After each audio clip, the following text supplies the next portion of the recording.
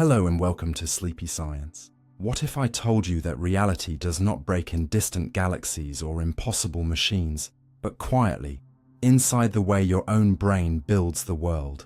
That you never see the world directly, only your brain's version of it. That the present moment may be assembled after the fact. That your mind can hide something right in front of you. Invent details that were never there. Stretch time during fear, and even create pain from a body part that no longer exists. These are not fantasy ideas or paranormal claims. They are real discoveries from neuroscience, psychology, perception, memory, attention, and consciousness. Over the next 4 hours, we'll move gently through 30 strange truths that reveal how fragile ordinary experience really is. We'll explore why dreams can feel real, why sound can change what you think you see, why sight can change what you think you hear, why placebos and nocebos can trigger real biological changes, why habits can begin before conscious choice, and why confidence does not always mean accuracy. We'll look at blind spots, phantom sensations, inner voices, split brain studies, déjà vu, and the mystery of consciousness itself. Not to make reality feel hopeless, but to help you see it more honestly. So, if you're ready to question the world behind your eyes and discover why your reality is not a perfect recording, but a controlled interpretation, tap like, hit subscribe, and step softly into the strange science of the mind. You never see the world directly, only your brain's version. You do not open your eyes and receive the world. You open your eyes and receive a message your brain has already translated, edited, simplified, and turned into something you can survive inside. This is one of the strangest truths about being human. You never experience reality directly, even though it feels as if you do. The room around you feels solid, immediate, and obvious. The wall seems to be there exactly as you see it. The light seems to belong to the objects. The sound seems to come from the place where something happened. Your hands feel as if they are touching the real texture of the world.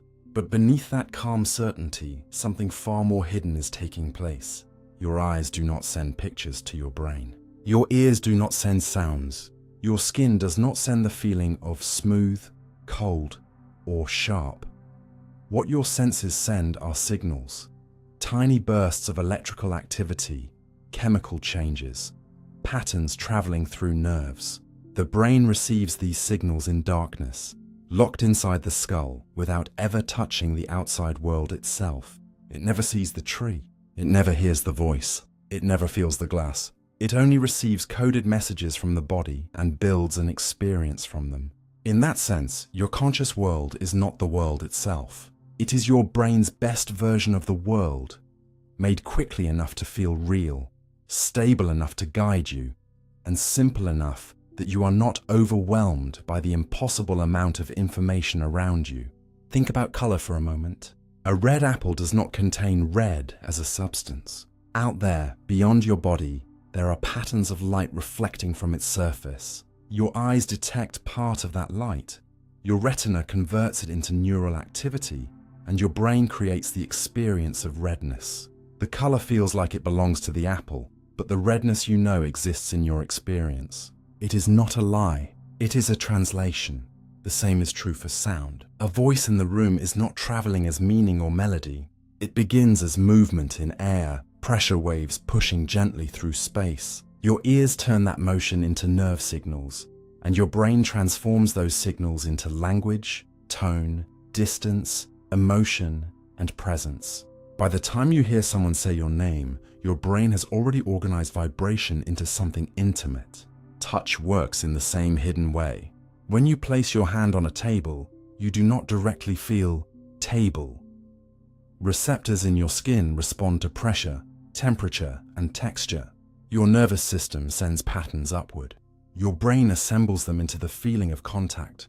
And even the solidity of the table is not exactly what it seems.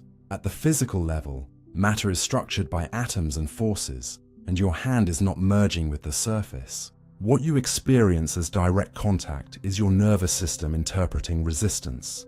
The world is real, but your access to it is indirect.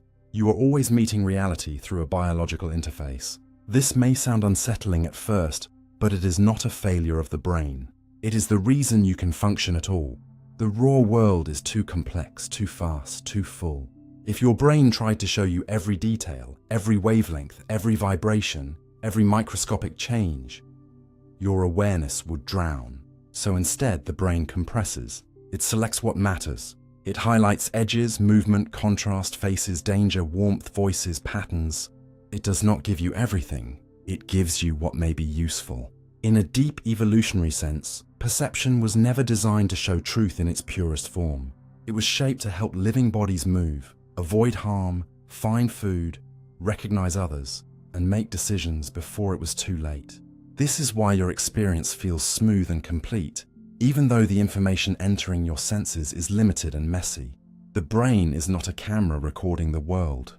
It is more like a quiet builder, constantly taking fragments and turning them into a livable scene. And because it does this so well, you rarely notice the construction.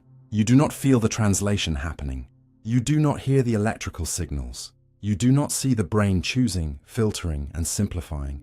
You simply wake up inside the final version and call it reality. But this hidden process should make you more curious, not more afraid. It means that every ordinary moment is an achievement. Seeing a cup on a table is not simple. Recognizing a friend's face is not simple. Hearing emotion in someone's voice is not simple. These things feel effortless because the brain works silently beneath awareness, turning chaos into meaning. But it also means that your certainty deserves humility. What you experience is not always the only possible version of what is there. Different animals live in different sensory worlds. A dog follows smells that are nearly invisible to you. A bee can see patterns in light that your eyes cannot access. A bat can navigate through echoes that would mean almost nothing to your ears. Each creature lives inside a version of reality shaped by its body. Your version feels complete because it is the only one you have ever known, but it is not the whole. It is a human-shaped window, and even among humans, the window is not identical. Attention, emotion, expectation, culture, fatigue, and fear can all change what stands out, what fades away, what feels important, and what feels invisible.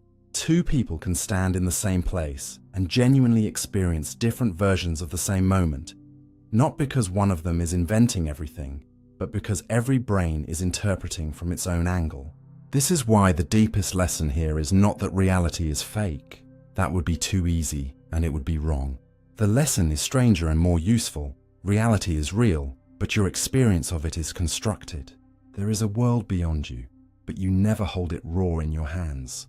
You meet it through the language of nerves, the habits of the brain, and the limits of human senses. And maybe this is what makes consciousness so mysterious. You are not a passive witness sitting behind your eyes. You are living inside a model your brain keeps updating, moment by moment, quietly asking, what is out there? What matters? What should I do next? The miracle is that this model is usually good enough. Good enough to let you walk through a room without falling. Good enough to let you understand a voice. Good enough to let you watch the sky darken and feel something soften inside you. But it is still a model, a version, a controlled interpretation.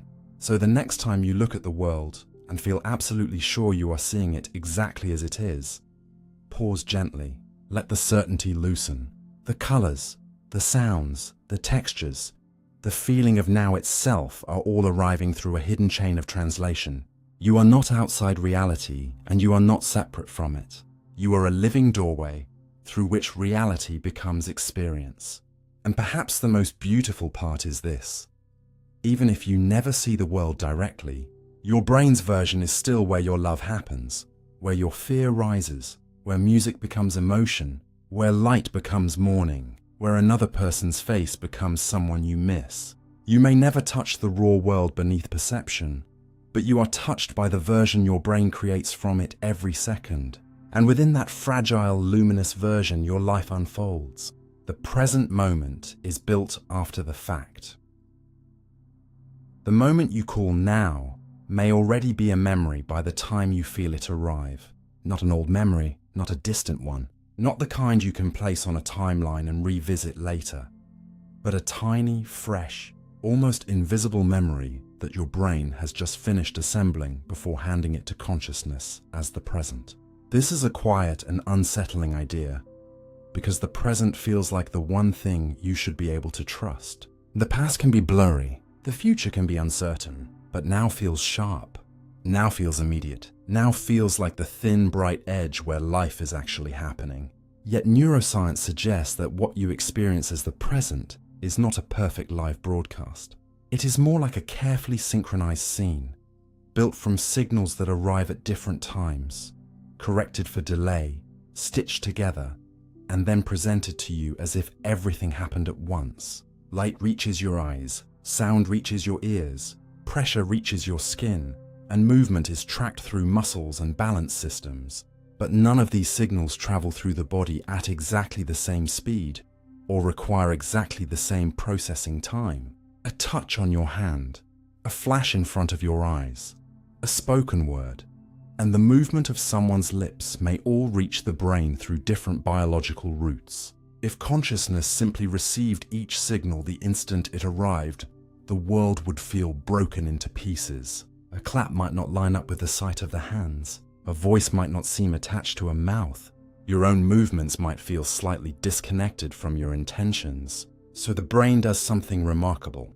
It waits, but only for a moment. It gathers enough information to make the scene coherent. It organizes events into a small window of experience, and then gives you the feeling of a single present moment. In other words, the present is not just detected, it is composed. One of the best ways to understand this is to think about watching someone across a distance. If you see a hammer strike wood far away, the sight arrives before the sound, because light travels faster than sound. But in ordinary close-up life, your brain is constantly solving smaller versions of the same problem. It has to decide which sights, sounds, touches, and body signals belong together. This process is called temporal binding, and it is one reason the world feels smooth instead of scattered. The brain groups events that happen close enough together in time and treats them as one meaningful moment. This is useful, but it also reveals something strange. Your sense of now is partly an interpretation.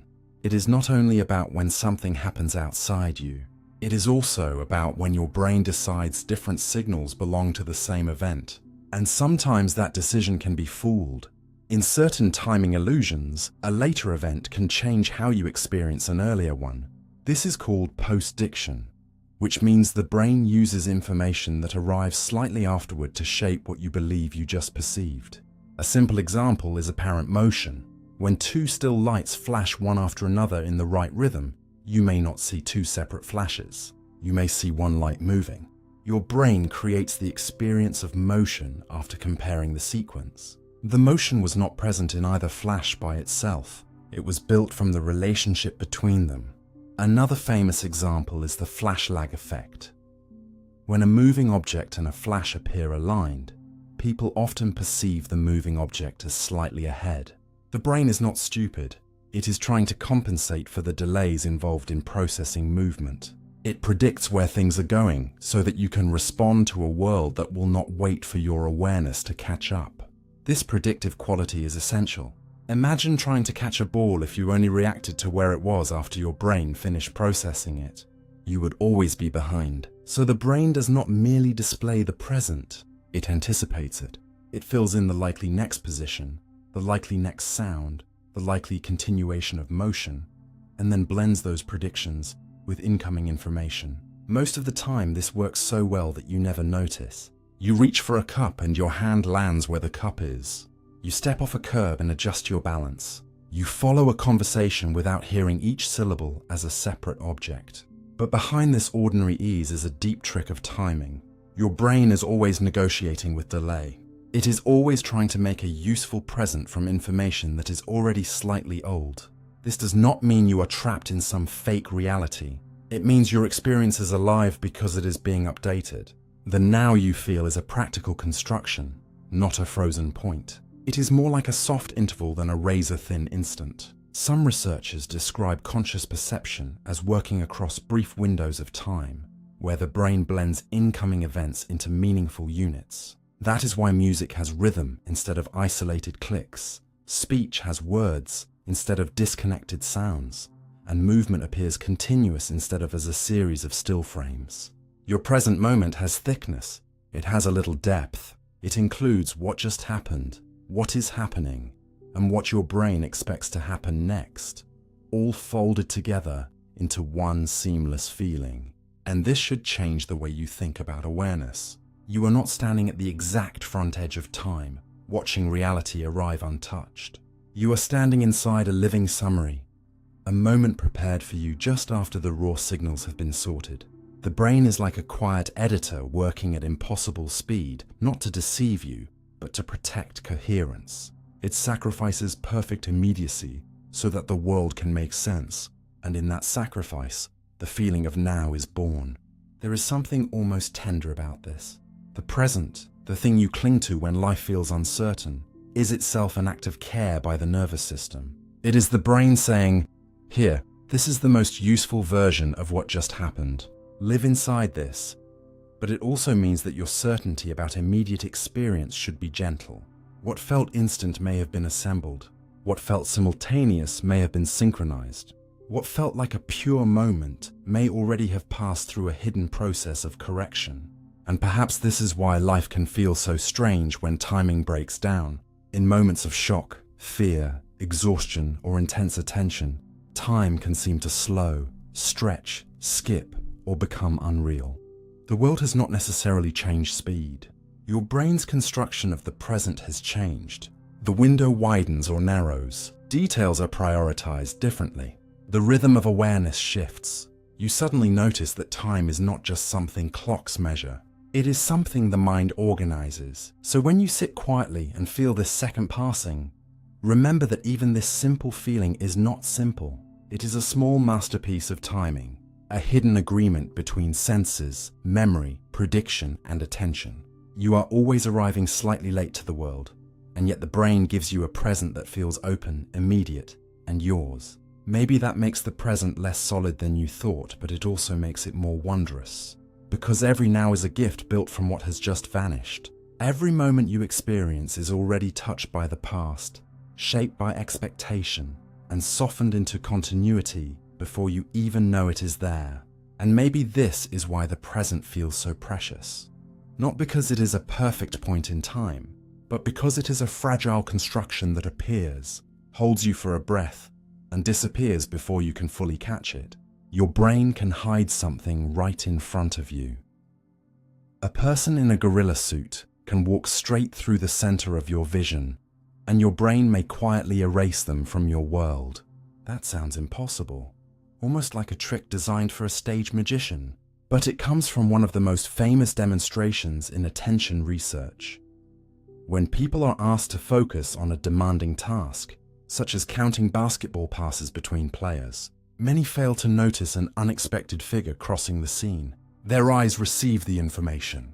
The image reaches the visual system. The strange object is not hidden in the corner, not blurred, not too fast, not too small. It is there plainly, almost embarrassingly visible. And yet, for many observers, it never becomes part of conscious experience. This is called inattentional blindness, and it reveals something deeply important about your mind. Seeing is not only about having your eyes open. Seeing also depends on what your brain is prepared to notice. You may believe that vision works like a wide, honest window, letting the world enter as it is, but your attention is more like a narrow beam of light moving through a dark room. Whatever falls inside that beam becomes clear, meaningful, usable. Whatever falls outside, it may still touch your eyes, but it does not necessarily enter your awareness. This is not because your brain is weak or careless. It is because attention is a limited resource. Every second, your environment contains more detail than your conscious mind can hold. Colors, edges, faces, shadows, tiny movements, background sounds, body sensations, emotional signals, words, threats, memories, expectations. If all of it became equally important at once, your awareness would collapse into noise. So the brain filters. It chooses. It gives priority to whatever seems useful for your current goal. If you are searching for your keys, your brain becomes better at detecting small metallic shapes, familiar places, and surfaces where you usually drop things. If you are driving, Your attention may lock onto lanes, brake lights, road signs, and the movements of other cars. If you are anxious in a room, your brain may become unusually sensitive to facial expressions, tone shifts, and signs of judgment. Attention is not just a spotlight, it is a gatekeeper. It decides what gets promoted into consciousness and what stays in the background, unreported, even when it is physically present. This is why magicians can astonish you without breaking any laws of nature. They do not usually make objects vanish. They guide your attention away from the method at the exact moment it matters. Your brain does the rest. It fills confidence into the gaps. It gives you the feeling that you saw everything, when in truth, you only saw what your attention was allowed to process deeply. The unsettling part is not that you miss things. Everyone misses things. The unsettling part is that you usually do not notice the missing. Your experience feels complete from the inside. You do not feel a blank space where the gorilla should have been. You do not feel an alarm saying, "Important visual information rejected." You simply continue inside a version of the moment where the unexpected thing never existed. This has serious consequences beyond laboratory experiments. In medicine, trained professionals can sometimes fail to notice unexpected abnormalities when their attention is strongly focused on a specific search. In driving, a person can look toward a motorcycle or cyclist and still fail to consciously register them if their mind is tuned mostly for cars. In everyday life, you can miss a friend waving across the street, a mistake on a page you have read 5 times, or a change in someone's expression because your attention is busy elsewhere. This does not mean people are lying when they say, "I didn't see it." Often, they truly did not experience it, even though their eyes were pointed in the right direction. The brain is not a perfect recorder. It is an active manager of relevance. It asks quietly and constantly, what matters right now? What can be ignored? What supports the task? What can wait? And sometimes the answer it gives is wrong. Sometimes the unexpected is exactly what matters. But because it does not match the brain's current priority, it passes through the scene like a ghost. This should make you question one of the deepest assumptions you carry, that awareness equals access. It does not. There are things your eyes can register that you never consciously see. There are sounds your ears can receive that you never truly hear. There are changes in a room, in a face, in a conversation, in your own body that can remain unnoticed until attention turns toward them. Your mind is not giving you the whole world. It is giving you a selected world, a practical world, a world shaped around goals, expectations, and survival needs. And in a strange way, this is both dangerous and merciful. Dangerous because your certainty can be too strong. You can insist something was not there simply because it was not in your awareness. You can miss evidence, ignore warning signs, overlook beauty, misunderstand people, and still feel completely sure. But it is merciful because without this filtering, you would drown in detail. The same mechanism that hides the unexpected also allows you to read a sentence, follow a voice, cook a meal, cross a street, or comfort someone without being swallowed by every flicker of the surrounding world. Attention gives you focus by taking away infinity. It makes life usable by making much of it invisible. So the next time you fail to notice something obvious, do not treat it only as carelessness. Treat it as a doorway into understanding how perception really works. Your brain is always editing the stage before you step onto it. It dims some lights, brightens others, moves meaning to the center, and lets the rest fall into shadow. You are not blind because your eyes are closed. You are selectively aware because your mind must choose. And maybe the deeper lesson is one of humility. When someone else misses what seems obvious to you, remember that their attention may have built a different world. When you feel absolutely certain you saw the whole picture, remember the gorilla walking through the scene. Reality can stand directly in front of you and still not become part of your life until attention opens the door. And perhaps wisdom begins there, with the quiet recognition that seeing more clearly is not only about looking harder, but about learning to ask what your mind has decided not to show you. You can feel pain from a body part that no longer exists. An absent hand can still burn, itch, twist, or clench so vividly that the person feels trapped inside a body part the world can no longer see. This is the strange and deeply human reality of phantom limb pain. One of the clearest signs that pain does not begin and end in the place where you feel it. After an arm, leg, finger, or other body part is removed, many people continue to feel sensations coming from it. Sometimes those sensations are harmless, almost ghost-like. A missing foot may feel as if it is still resting under the blanket, or a lost hand may seem curled in the same position it held for years. But for others, the phantom is not quiet. It hurts, it cramps, it burns. It feels squeezed, frozen, stabbed, or locked in a position that cannot be changed, because the limb that seems to be suffering is no longer physically there. At first, this sounds impossible. Pain feels so local, so specific, so convincing. If your thumb hurts, you point to your thumb. If your knee aches, you believe the pain lives in the knee. But phantom limb pain teaches something more unsettling and more important.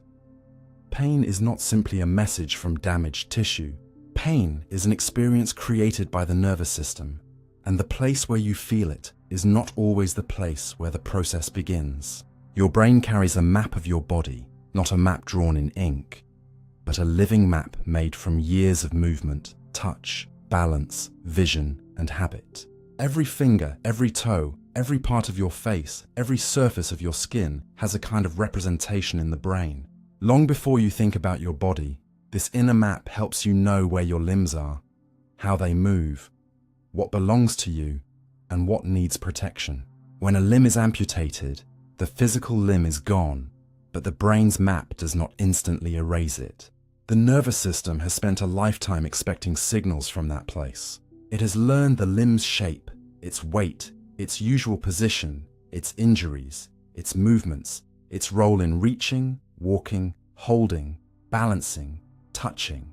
So when the input suddenly stops, the brain does not calmly say, "This body part no longer exists." Instead, it may keep listening. It may keep predicting. It may keep trying to understand silence from a place that used to speak constantly. In some cases, nerves remaining in the stump can become irritated or form sensitive endings that send unusual signals. In other cases, the spinal cord and brain become more reactive after injury. And in the brain itself, the body map can begin to reorganize, with neighboring regions taking over space that once belonged to the missing limb. None of this is imaginary. The pain is real, the suffering is real, but the source is not as simple as a wound in the missing hand or foot. It is a loop involving body, nerves, memory, expectation, and the brain's deep need to keep the body coherent. One of the most fascinating parts of phantom limb pain is the mismatch between intention and feedback. Imagine a person feels their missing hand clenched into a fist. They try to open it, but no visual confirmation comes back. No muscles obey in the usual way. No hand unfolds in front of them. The brain sends a command, but the expected sensory return is absent. For some people, this mismatch may make the phantom feel stuck, as if the body's internal story cannot reach its next sentence. This is why mirror therapy became such a powerful idea. In a simple version, a mirror is placed so that the reflection of the remaining hand appears where the missing hand would be. When the person moves the intact hand and sees the reflected missing hand open and close, the brain receives visual evidence that the phantom limb can move. For some patients, this can reduce pain, loosen the feeling of a clenched phantom, or change the sensation. It does not work for everyone, and it is not a magical cure, but it shows something profound. The brain can sometimes be persuaded through vision, because pain is not just about tissue. It is about the brain's interpretation of threat, control, and body ownership. Newer approaches, including virtual reality, sensory feedback from prosthetics and brain-based training, build on the same principle. If the nervous system can learn pain, sometimes it can also learn a different pattern. This should make you rethink pain itself. Pain is not a lie when no visible injury exists. Pain is the brain's protective alarm, and like any alarm, it can be triggered by danger, by damage, by uncertainty, by memory, or by signals that have become distorted. A smoke alarm can ring when there is fire, but it can also ring because steam enters the sensor. The ringing is real, even if the cause is not what it first appears to be. Phantom limb pain is not all in someone's head in the dismissive sense. It is in the nervous system, which includes the brain, the spinal cord, the remaining nerves, and the body's remembered patterns. And because the brain is part of the body, saying pain is created by the brain does not make it less physical. It makes it more understandable. It reveals that the body you feel is not only the body made of flesh, but also the body your nervous system has learned to expect.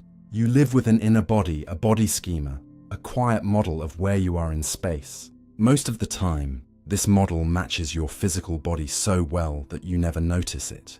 But phantom limb pain appears when that hidden model and physical reality no longer agree.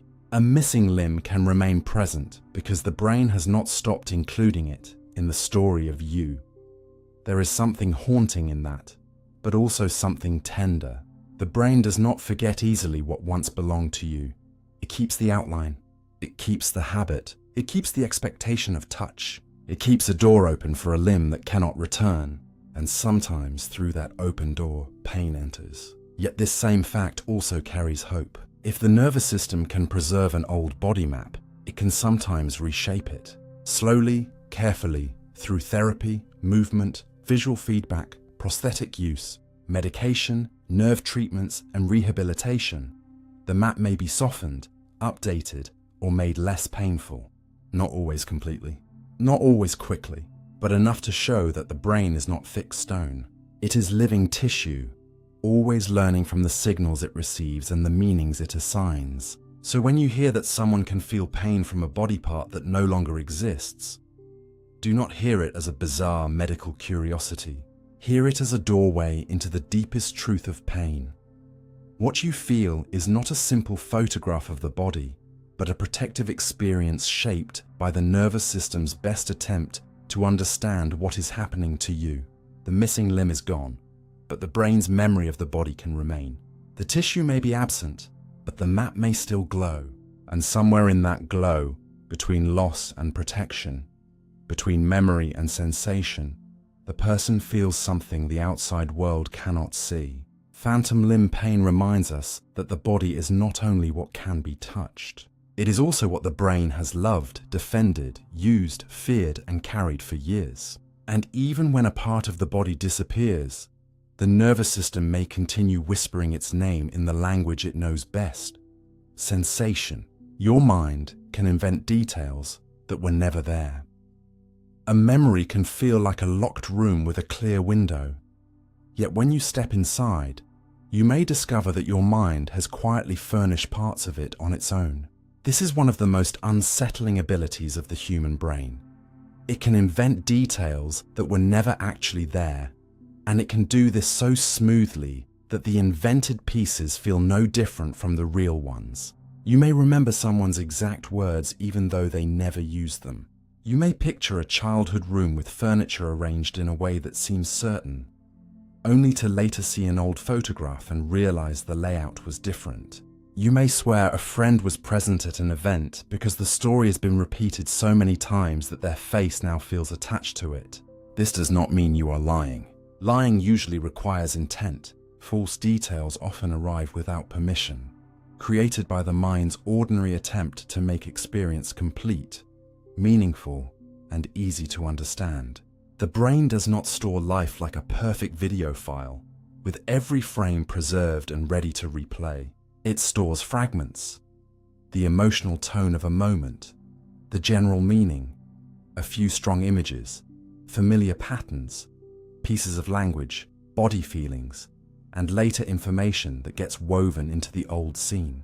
When you remember, your brain does not simply open a folder. It rebuilds, and rebuilding always leaves room for suggestion, expectation, and imagination to slip in. One of the clearest examples comes from research on false memory.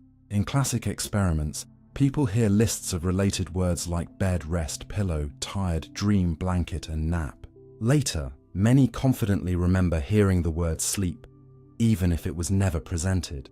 The mind extracts the meaning of the list, the general theme, and then supplies the missing word that fits so naturally it feels familiar. This shows that memory often preserves the gist of what happened more strongly than the exact details. Your brain is excellent at meaning, but not always perfect at precision. It is built to understand the shape of an experience, not to archive every tiny part of it with legal accuracy. This can be useful in daily life. You do not need to remember every leaf on every tree you pass. You need to remember the path home, the mood of a conversation, the lesson from a mistake, the warning sign before danger. But the same system that helps you move through life can also create errors that feel completely real. This is especially powerful when other people introduce new information after an event.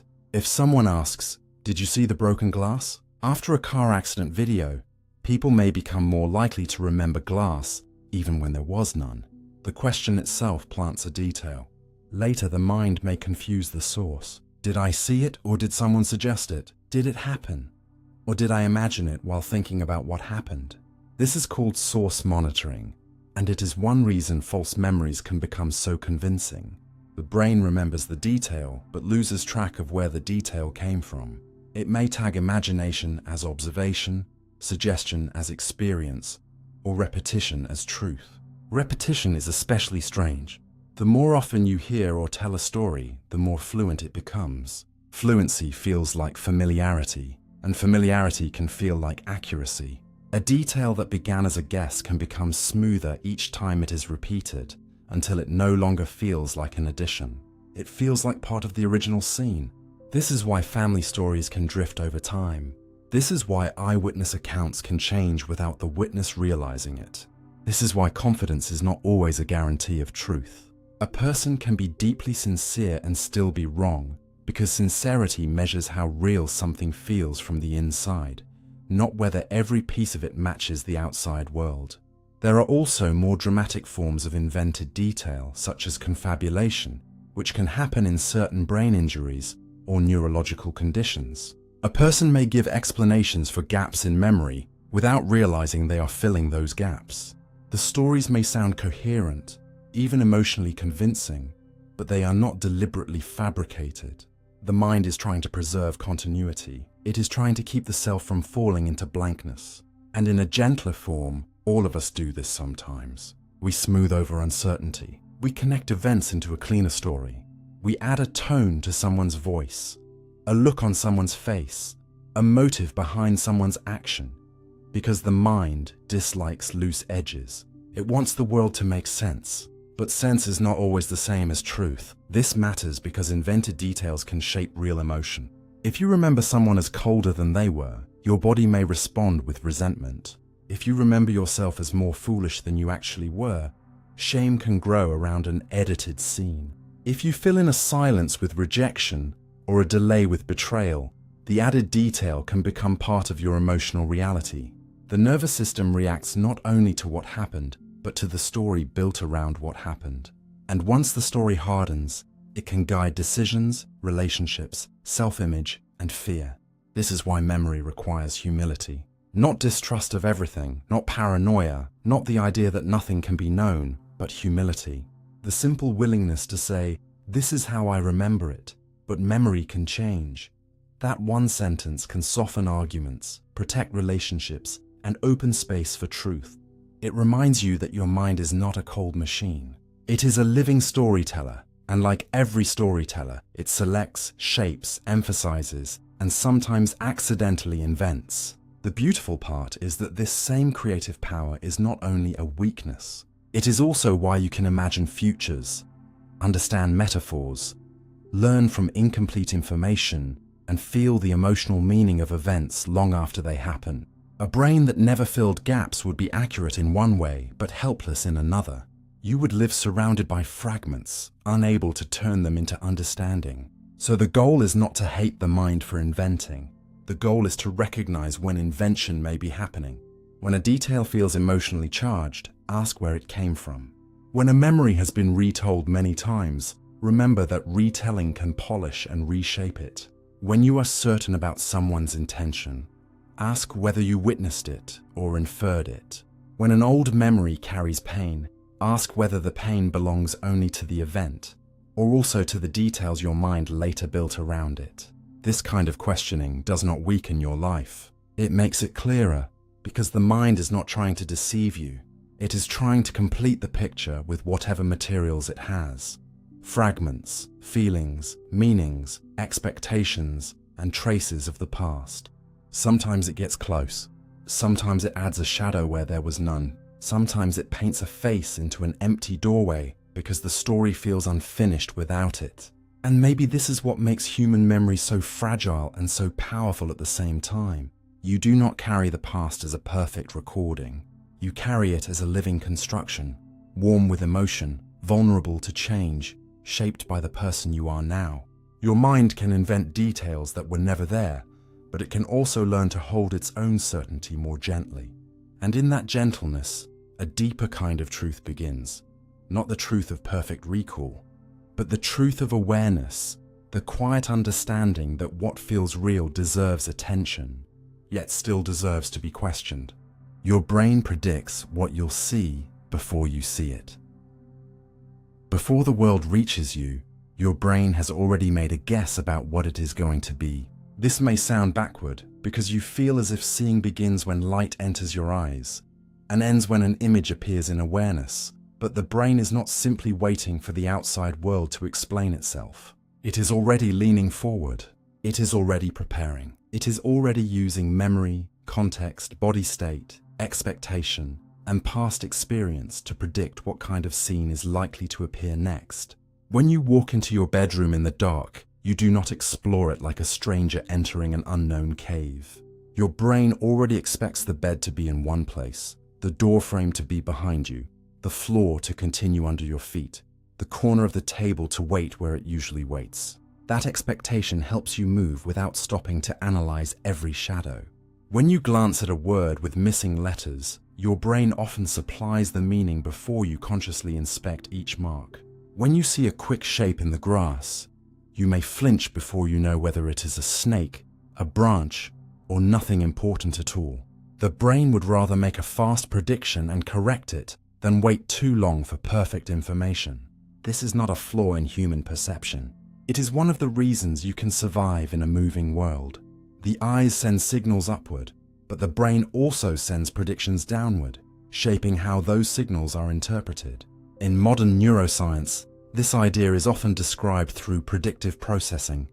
The brain is constantly building expectations about the causes of sensory information, then comparing those expectations with what actually arrives. If the incoming signal matches the prediction, perception feels smooth and effortless. If the signal does not match, the brain notices an error and updates the model. This means that perception is not a one-way road from the world into the mind. It is more like a conversation between what is outside you and what your brain already believes is likely.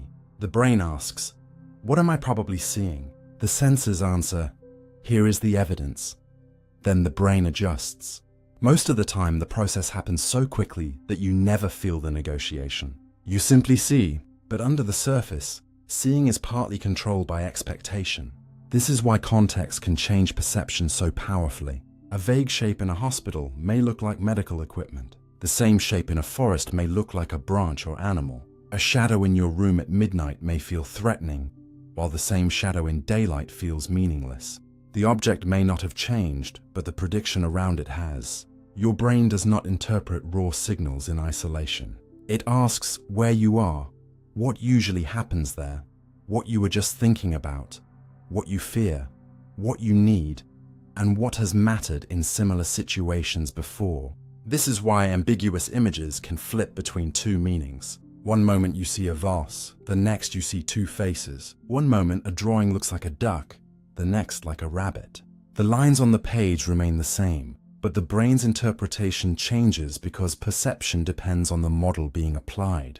Your visual system is not only collecting data, it is choosing the most likely explanation for that data. And sometimes the most likely explanation is not the correct one. That is why prediction can create mistakes. If you expect to see your phone on the table, you may briefly see it there before realizing it is only a wallet.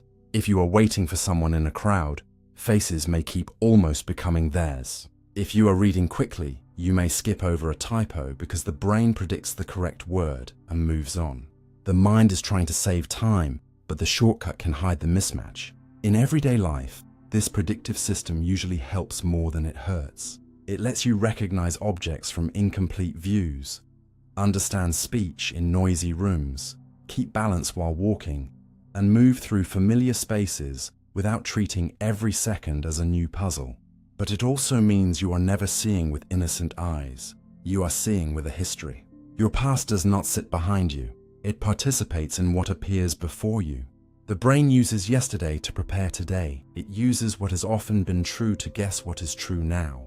This can be practical, but it can also become a cage. If someone has hurt you before, your brain may become quicker to predict threat in a neutral face. If you have failed at something repeatedly, your brain may expect failure before the new attempt begins. If you grew up in chaos, calm situations may feel suspicious because the brain keeps waiting for the pattern it knows. These predictions can shape not only what you see, but how the world feels before you have fully understood it. The nervous system is always trying to reduce uncertainty, and sometimes it does that by making the familiar feel more believable than the true. Yet the beautiful part is that prediction is not fixed. The brain can learn. Every time reality surprises you and you stay present long enough to notice, the model can update. Every time you discover that the shadow is only a coat, the silence is not rejection. The unfamiliar place is safe. The difficult task can be learned. Your brain receives new evidence. Slowly, prediction changes. The world does not have to remain trapped inside the first story your nervous system learned. This is why experience matters so deeply. You are not only living events, you are training the expectations through which future events will be seen. The brain's predictions are like quiet sketches drawn just before perception paints over them. Some sketches are accurate, some are outdated, some protect you, some limit you. And the more aware you become of them, the more space you create between the first guess and the final belief. So when you catch yourself reacting before you fully understand what is happening, pause. Your brain may have predicted a world before the world had a chance to speak. When something feels obvious, ask whether it is truly present or simply expected. When a fear feels certain, ask whether the evidence is here now or borrowed from another time. When a scene seems ordinary, remember that your brain may be simplifying it through old patterns. You do not need to distrust your perception completely. That would only create confusion. But you can respect its intelligence while questioning its confidence. You can remember that the brain is always trying to meet reality halfway, reaching into the future with a guess before the present has fully arrived. And perhaps this is what makes seeing so alive. It is not a passive opening of the eyes, but an active act of anticipation. You are not just receiving the world, you are constantly predicting it, testing it, correcting it, and learning from it. Every sight is a meeting between what is there and what your brain expected to find. And in that meeting, the world you experience quietly appears. Dreams can feel real because the brain treats them like reality. A dream can place you inside a collapsing city, a childhood kitchen, or a conversation with someone long gone. And for those few sleeping moments, your brain does not treat it like a story. It treats it like a world. That is why dreams can leave your heart racing after you wake up. Why a nightmare can make your body sweat beneath a safe blanket. Why a joyful dream can fill the morning with a feeling you cannot explain. And why losing someone inside sleep can hurt before you remember they were never really there. The strange truth is that dreaming is not just watching pictures in the mind. During many dreams, especially in REM sleep, the brain becomes intensely active, creating scenes, emotions, movement, faces, danger, desire, and meaning from within. Your eyes are closed, your body is still, the room around you may be quiet, but the brain is not empty. It is generating an inner environment so convincing that consciousness steps into it and behaves as if it is real. In waking life, your brain constantly compares internal expectations with signals from the outside world. In dreaming, that outside correction becomes weaker. The brain is less anchored by fresh sensory input, so internally generated images and feelings can rise with unusual freedom. It is like a theatre where the doors to the street have been shut, the audience has forgotten the outside world, and the stage lights are bright enough to feel like daylight. Visual areas of the brain can help produce rich imagery. Emotional systems can become highly active, which is one reason dreams often feel intense, strange, urgent, or deeply personal. Meanwhile, parts of the brain involved in careful reasoning, self-monitoring, and reality checking can be less dominant than they are when you are awake. That matters. In a dream, you may accept impossible events without question. You can be in your old school and your current home at the same time. A person can change into someone else. You can fly, fall, speak to the dead, breathe underwater, or run through a street that bends into your memory. And instead of stopping to ask, "How is this possible?" the dreaming brain usually says, "Keep going." The logic of dreams is not the logic of physics. It is the logic of association. One feeling leads to an image. One image leads to a memory. One memory leads to a fear, a sound from the room, a body sensation, or an old emotional trace can be woven into a scene before you ever know it came from somewhere else. This is why an alarm clock can become a siren in a dream, or pressure on your arm can become the feeling of being trapped. The brain is not randomly throwing nonsense at you. It is building a meaningful experience from available fragments. But the rules are looser, more fluid, and more emotional than waking thought. Another reason dreams feel real is that the body is not completely ignored. During REM sleep, most voluntary muscles are temporarily inhibited, which helps prevent you from acting out your dreams. This protective paralysis means you can dream of running while your body remains still. Yet your heart rate, breathing, and stress responses can still shift with the emotional content of the dream. If the dream feels threatening, the body may respond as if danger is present. If the dream is tender, you may wake with softness still lingering in the chest. The body does not always wait for waking proof before reacting. It responds to the brain's simulation because in that moment, the simulation is the reality available to you. This is also why lucid dreaming is so fascinating. In a lucid dream, part of the mind recognizes this is a dream, while the dream continues around it. That small spark of awareness can change the whole experience. Suddenly, the impossible world becomes something you can question, sometimes even influence. Lucid dreams show that the difference between being lost in a dream and knowing you are dreaming is not the disappearance of the dream itself, but a shift in monitoring. A part of the brain begins to evaluate the scene differently. It is as if a light turns on inside the theatre, and you realize the walls are painted, but the painting still surrounds you. Dreams also teach us that reality, as you feel it, depends deeply on the brain's ability to create presence. A dream may not have external objects behind it, but the fear, grief, awe, or joy inside it can be real as an experience. This does not mean dreams are prophetic or that every dream hides a secret message. Many dreams may reflect memory processing, emotional regulation, recent concerns, random fragments, or the brain's attempt to integrate experiences during sleep. Scientists still debate exactly why we dream, and there is probably not one single answer.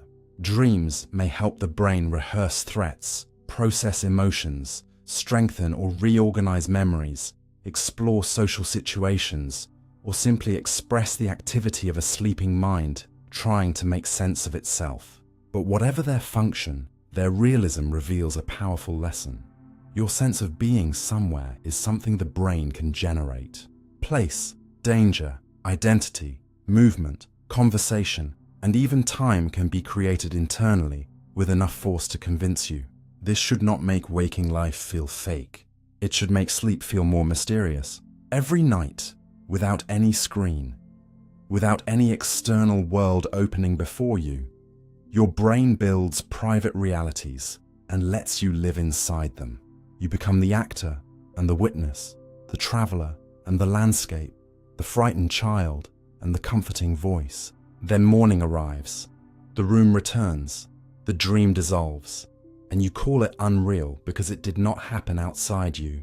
But for the sleeping mind, it happened in the only way experience ever truly happens, as a world built inside awareness. So the next time you wake from a dream that still clings to you, do not dismiss it too quickly. It may not be a message from beyond, and it may not be a perfect mirror of truth, but it is evidence of something extraordinary. Your brain can create a world convincing enough for your heart to believe it, and maybe that is why dreams feel so haunting after they fade.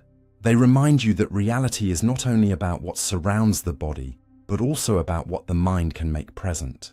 In the dark quiet of sleep, the brain becomes its own sky, its own city, its own voice calling your name.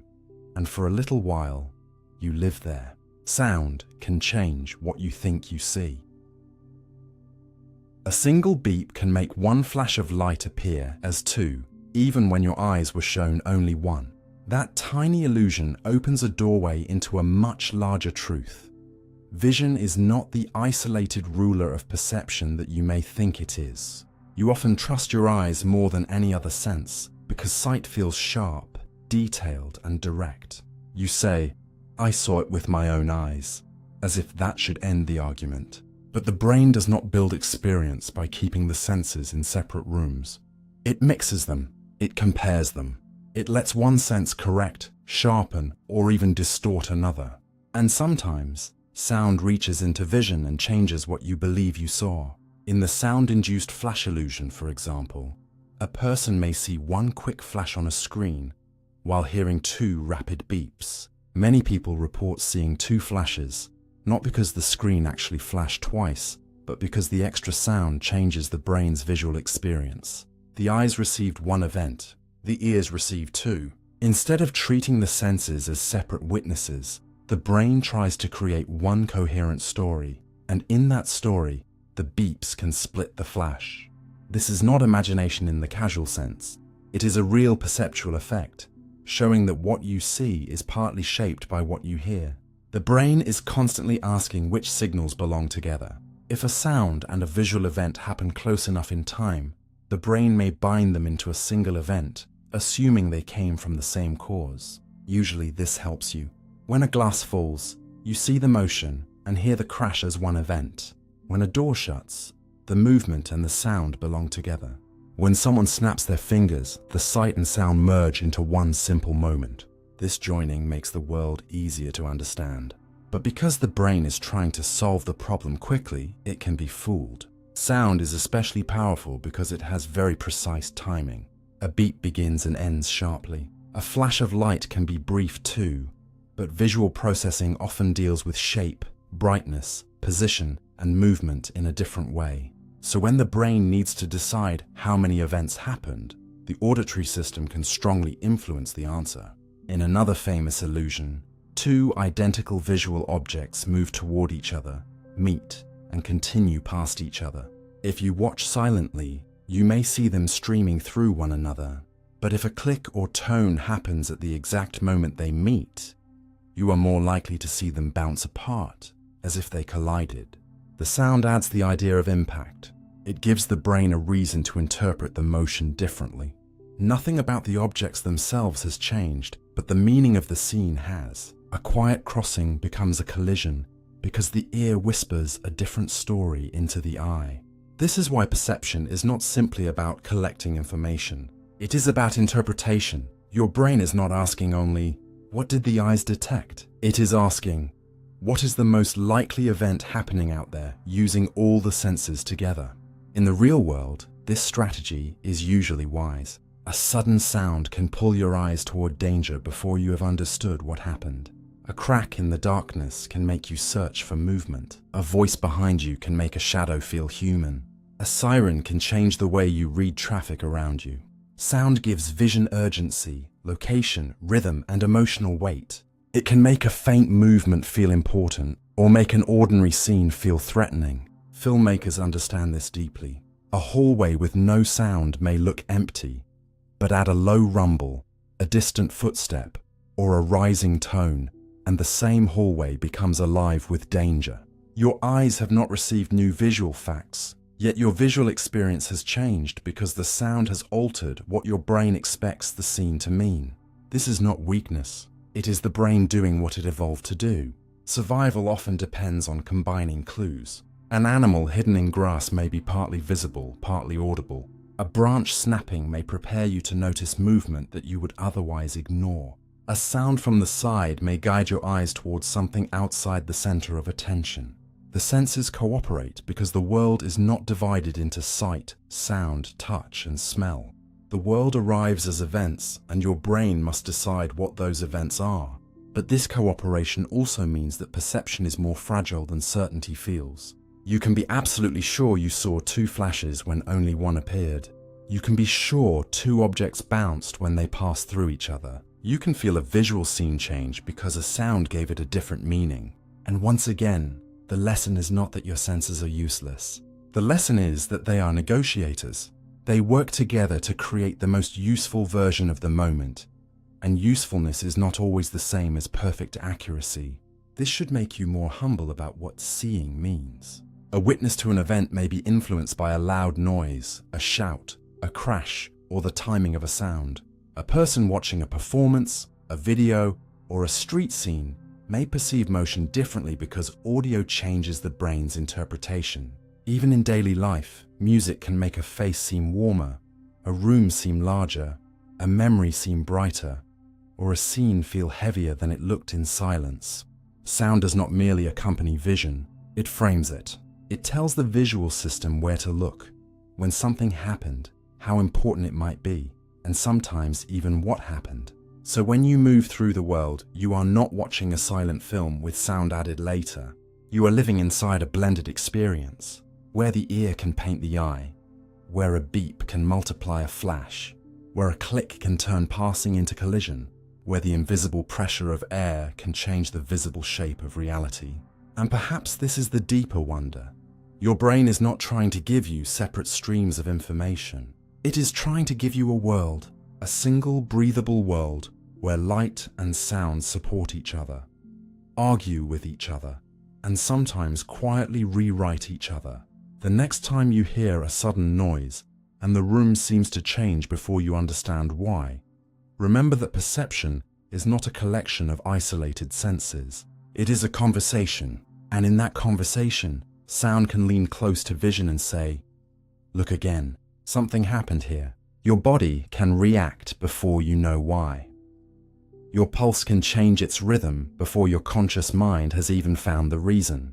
You may enter a room and feel your stomach tighten before you notice the tension in someone's face. You may step off a curb and pull your body back before the thought car has fully formed. You may meet a person and feel uneasy without being able to explain why, only to realize later that their tone, posture, or timing reminded your nervous system of something it had learned long ago. This is not mystical intuition in the supernatural sense, and it is not proof that the body knows the future. It is something more grounded, more fascinating, and in some ways more intimate. The body and brain are constantly evaluating the world before conscious awareness catches up.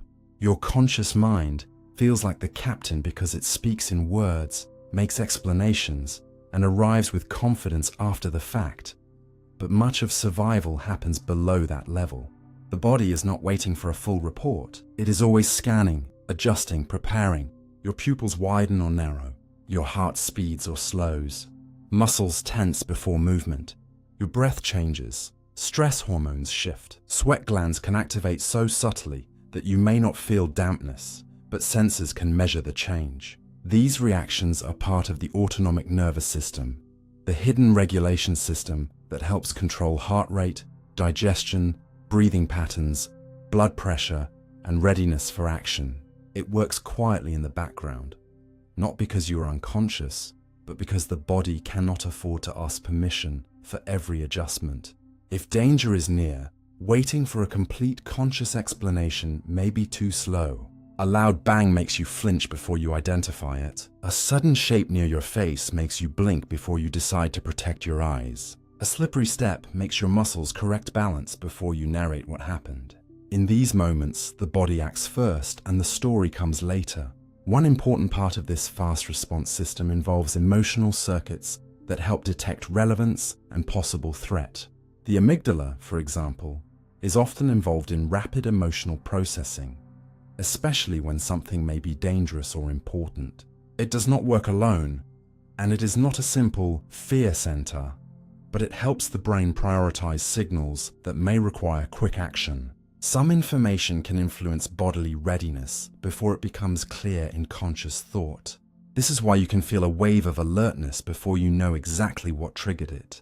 The brain may have picked up a sharp tone, a movement in the edge of vision, a familiar pattern in someone's expression, or a mismatch between what you expected and what is happening.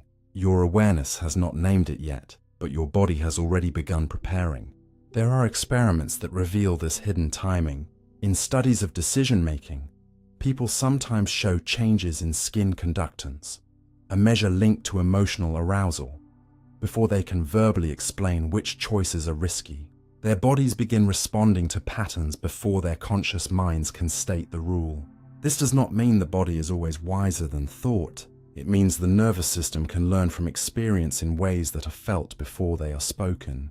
A gut feeling may sometimes be a real signal built from previous learning. Small cues, past outcomes, emotional memory, and bodily preparation blended into a sensation. But it can also be wrong.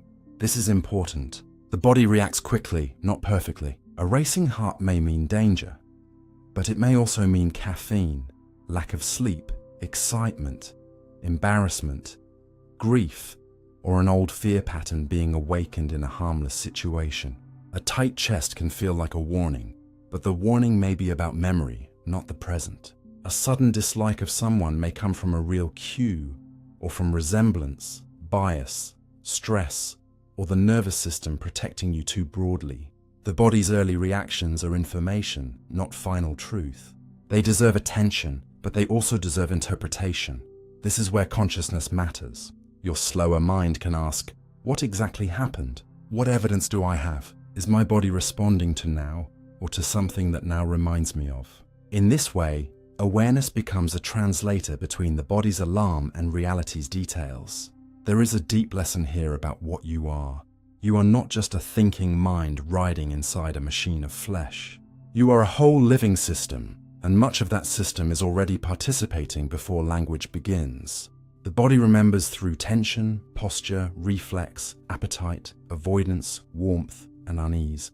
It carries lessons that were never written into sentences. A child who grew up around anger may learn to detect tiny changes in tone. A person who has been in an accident may tense at a sound others barely notice. Someone who has practiced a skill for years may move correctly before they can explain the movement. Athletes, musicians, drivers, dancers, surgeons, and even people navigating ordinary social life rely on this quiet intelligence, the nervous system recognizing patterns faster than deliberate thought. But the goal is not to worship every instinct. The goal is to build a relationship with your body's first response. When your heart jumps, listen. When your stomach tightens, notice. When your shoulders rise, ask what they are bracing for. Your body may be giving you a clue, but not necessarily a conclusion. It may be saying, pay attention, not believe everything I feel. And that difference can change how you live. It can stop you from ignoring important signals, but it can also stop you from being ruled by alarms that belong to another time. The strange beauty is that conscious understanding and bodily reaction can learn from each other. Through breathing, therapy, repeated safe experiences, movement, rest, and careful attention, the nervous system can update what it treats as danger. The body can become less trapped in old predictions and more responsive to the present. So the next time you react before you know why, do not dismiss it as irrational, and do not immediately treat it as absolute truth. Hold it gently. Your body may have noticed something before you did. It may have found a pattern, caught a signal, protected you, or remembered a wound. Somewhere beneath words, your nervous system is always trying to keep you alive, always listening before you listen, always moving before the sentence forms. And perhaps being human means learning to hear that first silent response without becoming a prisoner of it.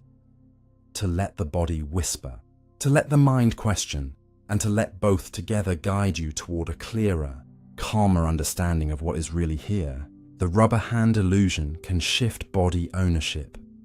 A fake hand can begin to feel like yours if your brain receives the right kind of lie at the right time. Imagine sitting at a table with one of your real hands hidden from view, perhaps behind a screen, while a realistic rubber hand rests in front of you where your own hand could plausibly be. You know, at least intellectually, that the rubber hand is not part of you. It has no blood, no nerves, no warmth, no history. It is an object, a prop, something that should remain outside the border of the self. Then the experimenter begins to stroke both hands at the same time, your hidden real hand and the visible rubber hand. You feel the brush on your skin, but you see the brush touching the rubber fingers. The timing matches, the direction matches, the location seems believable, and after a short while something strange can happen. Your brain begins to accept the rubber hand as part of your body, not as a thought, not as a pretend game, but as a felt experience. The border of me shifts outward. The fake hand starts to feel strangely owned. If someone suddenly threatens it with a knife or hammer, people often flinch, sweat, or pull back, even though they know it cannot truly be injured. This is the rubber hand illusion, and it teaches a quiet but radical lesson. Your sense of owning your body is not fixed in the body itself. It is actively constructed by the brain, moment by moment, from agreement between vision, touch, position, and expectation. You do not simply have a body in awareness. Your brain has to keep proving to itself which parts belong to you. Most of the time, this proof is so seamless that you never notice it. Your hand feels like yours because you can see it where you expect it to be. Move it when you intend to. Feel touch when something contacts it. And sense its position even with your eyes closed. These signals usually agree so well that ownership feels obvious. But the rubber hand illusion works by creating a controlled confusion. Your real touch says, something is brushing my hand. Your vision says, the brush is touching that hand in front of me. Your sense of body position may be flexible enough to allow the fake hand into the body's map, especially if it is placed in a realistic posture. The brain then faces a choice. It can keep insisting that touch belongs to the hidden hand you cannot see, or it can accept the visible hand as the most likely source of the sensation. When the timing is synchronized, the brain often chooses the visible story. It is not being foolish. It is using a rule that usually helps you survive. When different senses line up in time and space, they probably belong to the same event. In ordinary life, this rule allows you to know that the hand you see being touched is the hand you feel being touched. In the illusion, that useful rule is redirected toward a false object. This is why timing matters so much. If the rubber hand is stroked out of sync with the real hand, the illusion becomes weaker or may not appear. If the rubber hand is placed in an unnatural position or too far away, the brain is less likely to accept it. The illusion is not random. It depends on the brain's standards for what a body could be. That makes it even more fascinating, because it shows that body ownership is neither completely rigid nor completely free. The brain will not adopt just anything. It needs a believable candidate. But once the evidence becomes convincing enough, the boundary can move. Researchers have found related effects beyond rubber hands using virtual reality bodies, full body illusions, and artificial limbs with sensory feedback. These studies matter not only because they are strange, but because they help us understand how the brain creates the feeling of embodiment, the deep sense that this body is me. That feeling is not stored in one single place like a label attached to the skin. It emerges from many systems working together. Vision, touch, proprioception, movement prediction, balance, and the brain's ongoing model of the body in space. The self at the bodily level is more like a negotiation than a wall. It must be constantly maintained. This has real-world importance. For people using prosthetic limbs, the dream is not only to control a device, but sometimes to feel that it belongs to the body. Sensory feedback, realistic movement, and visual integration may help prosthetics become less like tools and more like extensions of the self. For people with certain neurological conditions, body ownership can become disturbed in more painful or confusing ways. Some patients may neglect one side of their body after brain injury, or feel that a limb does not belong to them. These conditions remind us that the feeling of mine is a biological achievement, not a simple fact. Even in everyday life, you experience mild versions of body extension. A blind person's cane can begin to feel less like an object in the hand and more like a sensing extension reaching into space. A skilled driver may feel the edges of a car almost as if they are part of the body's boundary. A musician may feel an instrument as part of action, not just something held. The brain is always learning where usefulness, control, and sensation begin and end. The rubber hand illusion takes this ordinary flexibility and makes it visible. It reveals that the self is not sealed at the skin in the way it seems. Your body boundary is a living estimate shaped by evidence, and that can feel unsettling because the body is usually the most intimate certainty you have. You can doubt a thought, question a memory, misunderstand a sound, but your hand feels unquestionably yours. Yet under the right conditions, even that certainty can be borrowed by rubber. The conclusion is not that your body is fake or that ownership is meaningless. The conclusion is more subtle and more beautiful. The feeling of being embodied is something your brain continuously creates so you can move through the world as one whole person. It gathers signals and says, "This is you. This is where you are. This is what must be protected." And usually it says this correctly. But the rubber hand illusion shows the stitching beneath the fabric. It lets you glimpse the hidden work behind the simple feeling of having a body. So the next time you look down at your hands, do not see them only as familiar objects. See them as part of an ongoing agreement between flesh, sight, touch, movement, and the brain's quiet trust. Your sense of self does not merely live inside your body. It is built through the body, updated through the senses, and held together by patterns you rarely notice. A rubber hand can fool that system for a moment, not because you are easy to deceive, but because your brain is beautifully willing to belong to whatever best explains the signals of being alive. Your eyes have a blind spot you never notice. There is a small hole in your vision that follows you everywhere, and the strangest part is that you almost never see the darkness it should leave behind. Every time you open your eyes, every time you look at a face, a page, a street, a sky, there is a place in each eye where visual information simply cannot be collected. Not weakly collected, not blurry, completely absent. This place is called the blind spot, and it exists because of the way the human eye is built. At the back of your eye is the retina, a thin layer of light-sensitive tissue that catches incoming light and begins the process of vision. Across most of the retina are photoreceptors, the cells that respond to light and help create the signals your brain later turns into sight. But at one point, the optic nerve has to leave the eye and carry visual information toward the brain. Where that nerve exits, there is no room for photoreceptors. No light-detecting cells sit there, so any image that falls on that exact patch does not get recorded by that eye. It is a true gap in the visual field. If vision were a raw photograph, there would be a missing circle in every image. You would walk through life with two blank marks floating in front of you, silent and unavoidable. But you do not. The world appears continuous. The wall does not have a hole. The face in front of you does not lose part of its cheek. A line on a page does not break apart. The sky does not show a permanent empty wound. Your brain hides the blind spot so gracefully that most people only believe it exists after testing it themselves. You can do a simple demonstration with a dot and a cross on a piece of paper. Cover one eye, stare at one mark, move the paper slowly closer or farther away, and at a certain distance, the other mark disappears. It does not fade like a dim light. It vanishes because its image has fallen onto the optic disc, the blind spot of the open eye. Yet even then, you usually do not see a black patch. If the background is white, the missing area looks white. If the background has a simple pattern, the brain may continue the pattern. This is not because the eye secretly saw it. It did not.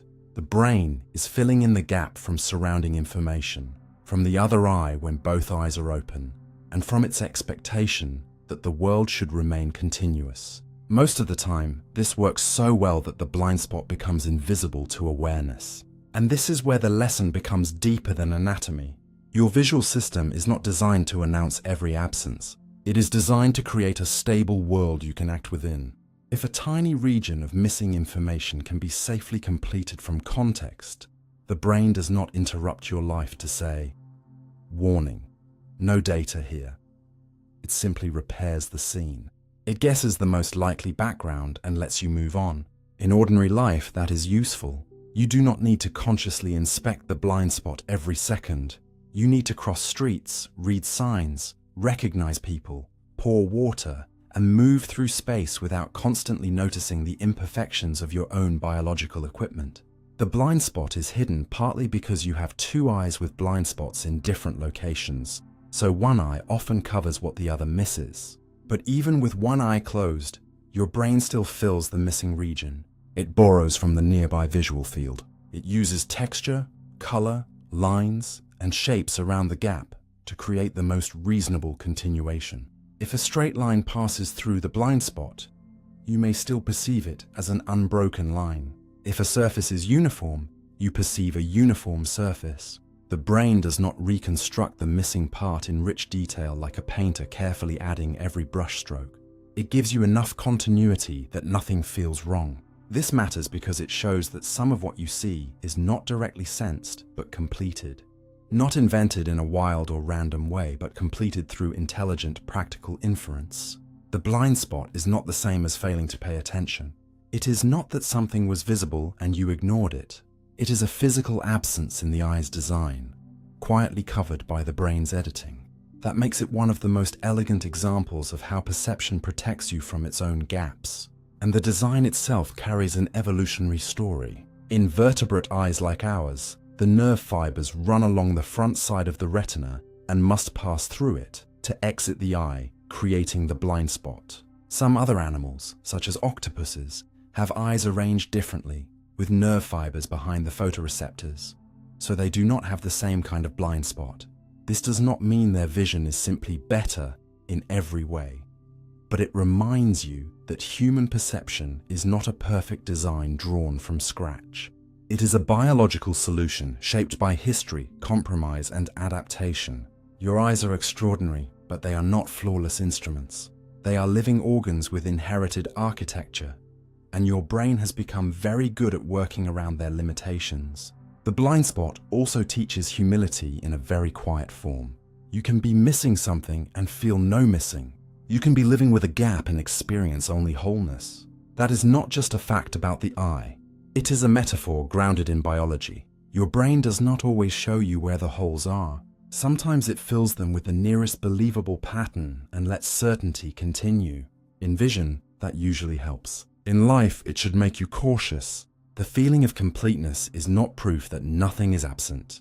The feeling of clarity is not proof that every detail was captured. Your eyes carry a literal blank space, and your mind covers it so smoothly that the cover becomes your reality. But this should not make you distrust vision completely. It should make you marvel at it more accurately. Seeing is not a simple act of receiving light. It is a collaboration between the eye's fragile structure and the brain's quiet intelligence. Every clear scene is partly sensation, partly completion, partly the nervous system's decision that the world is stable enough to believe in. So the next time you look across a room and everything seems whole, remember the small invisible gap inside your sight. Remember that a piece of the world is missing from each eye, and yet the room still feels complete. Somewhere inside you, without effort, without language, the brain is smoothing the break, continuing the line, painting the blank with what most likely belongs there. And perhaps that is the soft wonder of being human. You do not live inside perfect vision, but inside repaired vision. Not inside total access, but inside a carefully maintained continuity. The blind spot follows you everywhere, but so does the hidden grace that covers it. Your brain can mistake imagination for memory. You can imagine an event so vividly that later your brain may begin to treat the image as something you actually lived. This is not because imagination is weak or childish, and not because memory is careless in a simple way. It happens because remembering and imagining use some of the same mental tools. When you picture a scene that never happened, your brain may still build it from real materials, familiar rooms, Known faces, body feelings, sounds you have heard before, emotional tones you understand, and fragments of experiences already stored inside you. If you imagine walking through your old school hallway, your brain does not create that hallway from nothing. It borrows the color of the walls, the sound of shoes on the floor, the smell of dust or rain on coats, the feeling of being younger, the shape of doors you once opened. The imagined event becomes stitched together from pieces of real life, and because those pieces are real, the whole scene can begin to feel strangely believable. This is where the boundary becomes delicate. Memory and imagination are different, but they are not stored in completely separate worlds. The hippocampus, a brain region deeply involved in memory, is also involved when you imagine future events or construct scenes that have never happened. In other words, the same system that helps you revisit the past can help you simulate a possible world. That is incredibly useful. It allows you to plan tomorrow, rehearse a conversation, imagine consequences, solve problems, prepare for danger, and picture a better version of your life before it exists. But the cost of that gift is that the brain must later decide where a mental image came from. Did it come from perception, from a dream, from a story someone told you, from a photograph, from a film, from a fear, from a wish, or from your own imagination? This process is often called reality monitoring. Most of the time, you do it well. You know the difference between the sandwich you ate and the sandwich you only thought about making. You know the difference between a call you received and a call you imagined having. But under the right conditions, that source label can blur. If you imagine something repeatedly, the scene can gain familiarity. If you add sensory detail, it can gain richness. If the imagined event fits your personality or your past, it can feel more plausible. If someone else suggests it with confidence, it can feel socially supported. And if strong emotion attaches to it, the mind may treat it as important even before it proves it is true. Researchers have shown that when people are asked to imagine certain childhood events, some later become more confident that those events may have really happened, especially when the event is plausible and connected to familiar life contexts. This does not mean imagination always creates false memories, and it does not mean memory is worthless. It means the brain uses vividness and familiarity as clues, and those clues can sometimes point in the wrong direction. A memory usually carries details of perception, the world pushing in from outside, the unexpected parts, the rough edges, the things you did not choose. Imagination often carries more signs of construction. It may feel smoother, more centered around what you expected, more shaped by your current emotions. But after time passes, these differences can fade. The imagined scene may be remembered not as something you invented, but as something that feels familiar. And familiarity is powerful. A thought repeated enough times can begin to feel like a trace. A mental rehearsal can begin to feel like evidence. This is why you may sometimes wonder whether you actually locked the door or only pictured yourself locking it. You may remember placing an object somewhere because you strongly intended to place it there. You may feel sure you sent a message because you composed it so clearly in your mind. You may think you told someone something because you rehearsed the conversation many times before it ever happened. In these moments, the brain confuses planning with doing, inner simulation with outer action. The imagined act leaves a mark, and later the mark is mistaken for memory. This can be harmless, even funny, but it can also matter deeply. If you repeatedly imagine being rejected, you may later remember a neutral moment as colder than it was. If you rehearse an argument in your head, the emotional force of that imagined argument can shape how you treat the real person. If you picture an old event from a new angle again and again, the picture may slowly become part of how you remember it. The mind is not only recalling the past, it is constantly interacting with it. Every act of imagination can brush against memory, sometimes gently, sometimes with enough pressure to leave fingerprints. Dreams can complicate this even more. A dream may fade quickly, but if it contains a familiar person, a realistic place, and a strong emotion, pieces of it can linger with the texture of memory. Later, you may know it was a dream, but still feel as if something happened between you and that person. The emotional body does not always care whether the source was waking life. It cares that an experience occurred inside awareness with enough force to move you. This is why the skill of questioning your own certainty matters. Not in a harsh way, not with suspicion toward every thought, but with a calm awareness that the brain is a scene builder as well as a record keeper. When a memory feels unusually cinematic, ask whether you have imagined it many times. When you are sure you did something routine, ask whether you actually remember the action or only the intention. When an old scene seems clearer than it should, ask whether photographs, stories, or repeated thoughts have helped build it. This kind of questioning does not destroy memory. It respects it. It treats memory as living, sensitive, and human, not as a machine pretending to be perfect. The deeper wonder is that imagination and memory are close because both serve the same larger purpose. Helping you navigate life, memory gives you material from what has been. Imagination rearranges that material into what could be. One protects you with lessons. The other prepares you with possibilities. You need both. Without memory, you would lose continuity. Without imagination, you would lose direction. But because they share a workshop, their creations can sometimes be mislabeled.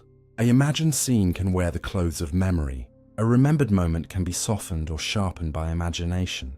And somewhere between the two, your sense of personal history is formed. So when you realize your brain can mistake imagination for memory, do not hear it as proof that your mind betrays you. Hear it as proof that your inner world is powerful enough to simulate reality, and that this power must be handled with care. The images you rehearse, the stories you repeat, the possibilities you dwell on, can all become part of the emotional architecture of your life. Your mind can build bridges to the future, but sometimes it can also build false doors into the past. And wisdom begins when you learn to pause before walking through them, gently asking, did I live this? Or did I only imagine it so clearly that it started to feel like mine? Fear can stretch your sense of time. A single second of fear can feel wide enough to fall through. When a car suddenly swerves toward you, when your foot slips on a stair, when a loud crash splits the quiet, time can seem to loosen from its normal shape. The moment stretches, details sharpen. You may notice the color of a bumper, the angle of a hand, the sound of your own breath, the strange distance between one heartbeat and the next. Later, when you remember it, the event may feel much longer than it actually was, as if your mind stepped outside ordinary time and watched the scene unfold in slow motion. But fear does not literally slow the clock. The outside world does not pause for you. What changes is the brain's relationship to time, attention, and memory. In danger, the nervous system shifts into emergency mode. Stress chemicals, such as adrenaline and noradrenaline, help prepare the body to act, while brain systems involved in threat detection and emotional importance push urgent information to the front of awareness. The brain becomes less interested in the broad, casual flow of life and more interested in what might matter for survival. Where the danger is, how fast it is moving, where your body is, what escape is possible, what sound means impact, what movement means harm. This narrowing and sharpening can make an experience feel unusually dense. A normal second may pass with very little remembered detail, but a frightening second may be packed with sensory fragments, body signals, and emotional intensity. Later, when the brain looks back, it may judge the duration partly by how much information was stored. More detail can feel like more time. This is one reason fear can make time seem stretched in memory.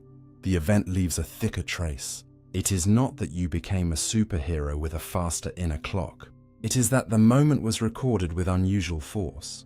There is a famous idea that during danger, the brain sees the world in slow motion, and it feels true because people often describe accidents that way. But research suggests the truth is more subtle. In experiments where people experienced intense fear, such as falling safely from a great height in a controlled amusement-style setting, they later estimated that their own fall lasted longer than other people's falls. Yet when tested during the fall, they did not show clear evidence that they could perceive rapidly changing visual information better than normal. In simple terms, Fear made the event feel longer afterward, but it did not necessarily give the brain a dramatically faster frame rate in the moment. That distinction matters. The slow motion may be less like time truly stretching while it happens, and more like memory expanding afterward because the event was emotionally marked as important. Fear tells the brain, save this, learn from this, do not treat it like an ordinary moment. And the brain obeys. It stores the scene with a different kind of weight. This is why frightening memories can feel so vivid even years later. The mind may return to them not as flat facts, but as living scenes. The smell in the air, the shape of the room, the sound before the impact, the face before the bad news. Fear can carve grooves into memory because survival depends on learning quickly from danger. If one shadow once hid a threat, if one road once held an accident, if one tone of voice once came before pain, the brain may hold on to those details with unusual loyalty. This can protect you, but it can also trap you. A terrifying moment may keep stretching long after it ends. Not in the clock, but in the body's memory. Minutes become months, a second becomes a wound. The event is over, yet the nervous system keeps treating pieces of the world as if they still belong to that moment. This is part of why trauma can disturb the sense of time. Some memories do not feel safely placed in the past. They return with the force of the present, as if the brain has not fully filed them away as then. Fear bends time not by breaking physics, but by changing how experience is encoded, recalled, and emotionally tagged. Even in ordinary life, smaller fears can stretch time. Waiting for test results can make an hour feel endless. Sitting through a tense conversation can make a silence feel larger than it is. Walking alone at night can make the distance to your door feel longer than usual. In these moments, attention keeps checking for threat, and checking makes time more noticeable. When you are relaxed and absorbed, time often seems to pass quickly because you are not monitoring each second. But when you are afraid, you watch time. You listen to it. You measure it with your body. Every pause becomes meaningful. Every delay becomes heavy. Fear brings time into awareness, and whatever you keep watching tends to feel bigger. This also explains why boredom and fear, though different emotionally, can both make time feel slow. In both states, attention may become locked onto duration itself, but fear adds urgency. It makes time feel not just slow, but charged. A waiting room becomes a cliff edge. A phone that does not ring becomes a signal. A few seconds before impact become a long corridor of possible outcomes. And yet, there is something strangely revealing in this. Your sense of time is not only a clock inside your head. It is shaped by emotion, attention, bodily arousal, memory, and meaning. A joyful hour can vanish. A painful minute can expand. A frightening second can become one of the longest moments of your life. Time, as you live it, is not just measured, it is felt. And what you feel depends on what your brain believes is at stake. So the next time fear makes a moment stretch, remember that your mind is not trying to fool you for no reason. It is trying to protect you by making the moment important. It is gathering detail, sharpening attention, preparing the body, and later storing the event as something worth learning from. But also remember that the feeling of stretched time is not always proof that danger is still present. Sometimes it is the echo of an alarm. Sometimes it is memory making a moment larger so you will not forget. And perhaps the quiet skill of healing is learning to let the clock return to its ordinary size, to breathe, to look around, to remind the body that this second is not that second. This room is not that danger. This silence is not the same silence. Fear can stretch time until one moment feels endless, but awareness can slowly soften it back into motion. And when that happens, the world does not become less real. It becomes livable again. Sight can change what you think you hear. Your ears may hear one syllable, but your eyes can quietly convince you that you heard another. This is not a metaphor, and it is not a simple mistake of attention. It is one of the most elegant and surprising facts about human perception. What you see can change what you think you hear, especially when the sound comes from a human voice. Imagine watching someone's mouth clearly form the shape for ga. while the actual sound reaching your ears is closer to ba. Many people do not hear either sound exactly as it was presented. Instead, they hear something in between, often da. This is known as the McGurk effect, and once you understand it, speech stops feeling like something that belongs only to the ears. You begin to realize that hearing a voice is a whole body, whole brain act. Your brain is not just listening to vibrations in the air. It is also watching lips, jaw movement, facial expression, timing, breath, posture, and context. The mouth becomes part of the sound. The face becomes part of the sentence. And when the eyes and ears disagree, the brain does not always choose the ears. Sometimes it blends them. Sometimes it trusts the visual information so deeply that the sound you consciously hear is changed. This happens because speech is not just noise. It is movement made audible. Every spoken word begins as a physical action. Lips closing and opening, tongue changing shape, teeth interrupting airflow, vocal cords vibrating, breath moving through the throat and mouth. Your brain has spent your entire life learning that certain mouth shapes usually match certain sounds. When lips press together, sounds like ba, pa, and ma become more likely. When the back of the tongue moves differently, other sounds become likely. You may not consciously study these patterns, but your brain learns them through thousands of hours of watching people speak. That is why seeing a speaker's face can make speech easier to understand, especially in a noisy place. In a crowded cafe, at a train station, or during a conversation with music playing in the background, your eyes help your ears. You read small movements without realizing you are reading them. The brain combines the weak, noisy sound with the visible mouth movements and builds the most likely word. This is useful most of the time. It helps you follow conversations when the sound is incomplete. It helps babies learn language by connecting mouth movement with vocal sound. It helps adults understand speech through masks less easily because one major visual support has been removed. But the same helpful system can also create illusions. In the McGurk effect, the visual mouth movement gives the brain evidence for one sound, while the ears provide another, and the final experience becomes a compromise. The strange part is that even when you know the illusion is happening, you may still hear the changed sound. Knowledge does not always turn perception off. You can tell yourself, the audio is really saying this, but when you watch the mouth, the heard syllable may shift again. Close your eyes and the sound returns. Open them and the sound changes. This shows that perception is not a courtroom where the senses testify separately and the mind calmly chooses the truth. It is more like a quiet negotiation happening before awareness.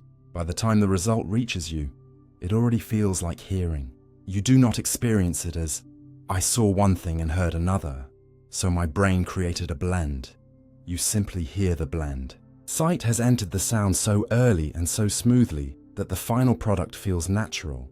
This also explains why dubbed films can feel wrong when mouth movements do not match the audio, even if the translation is clear.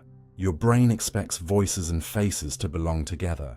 When the timing is off, or when the visible mouth shape does not fit the spoken sound, something feels artificial.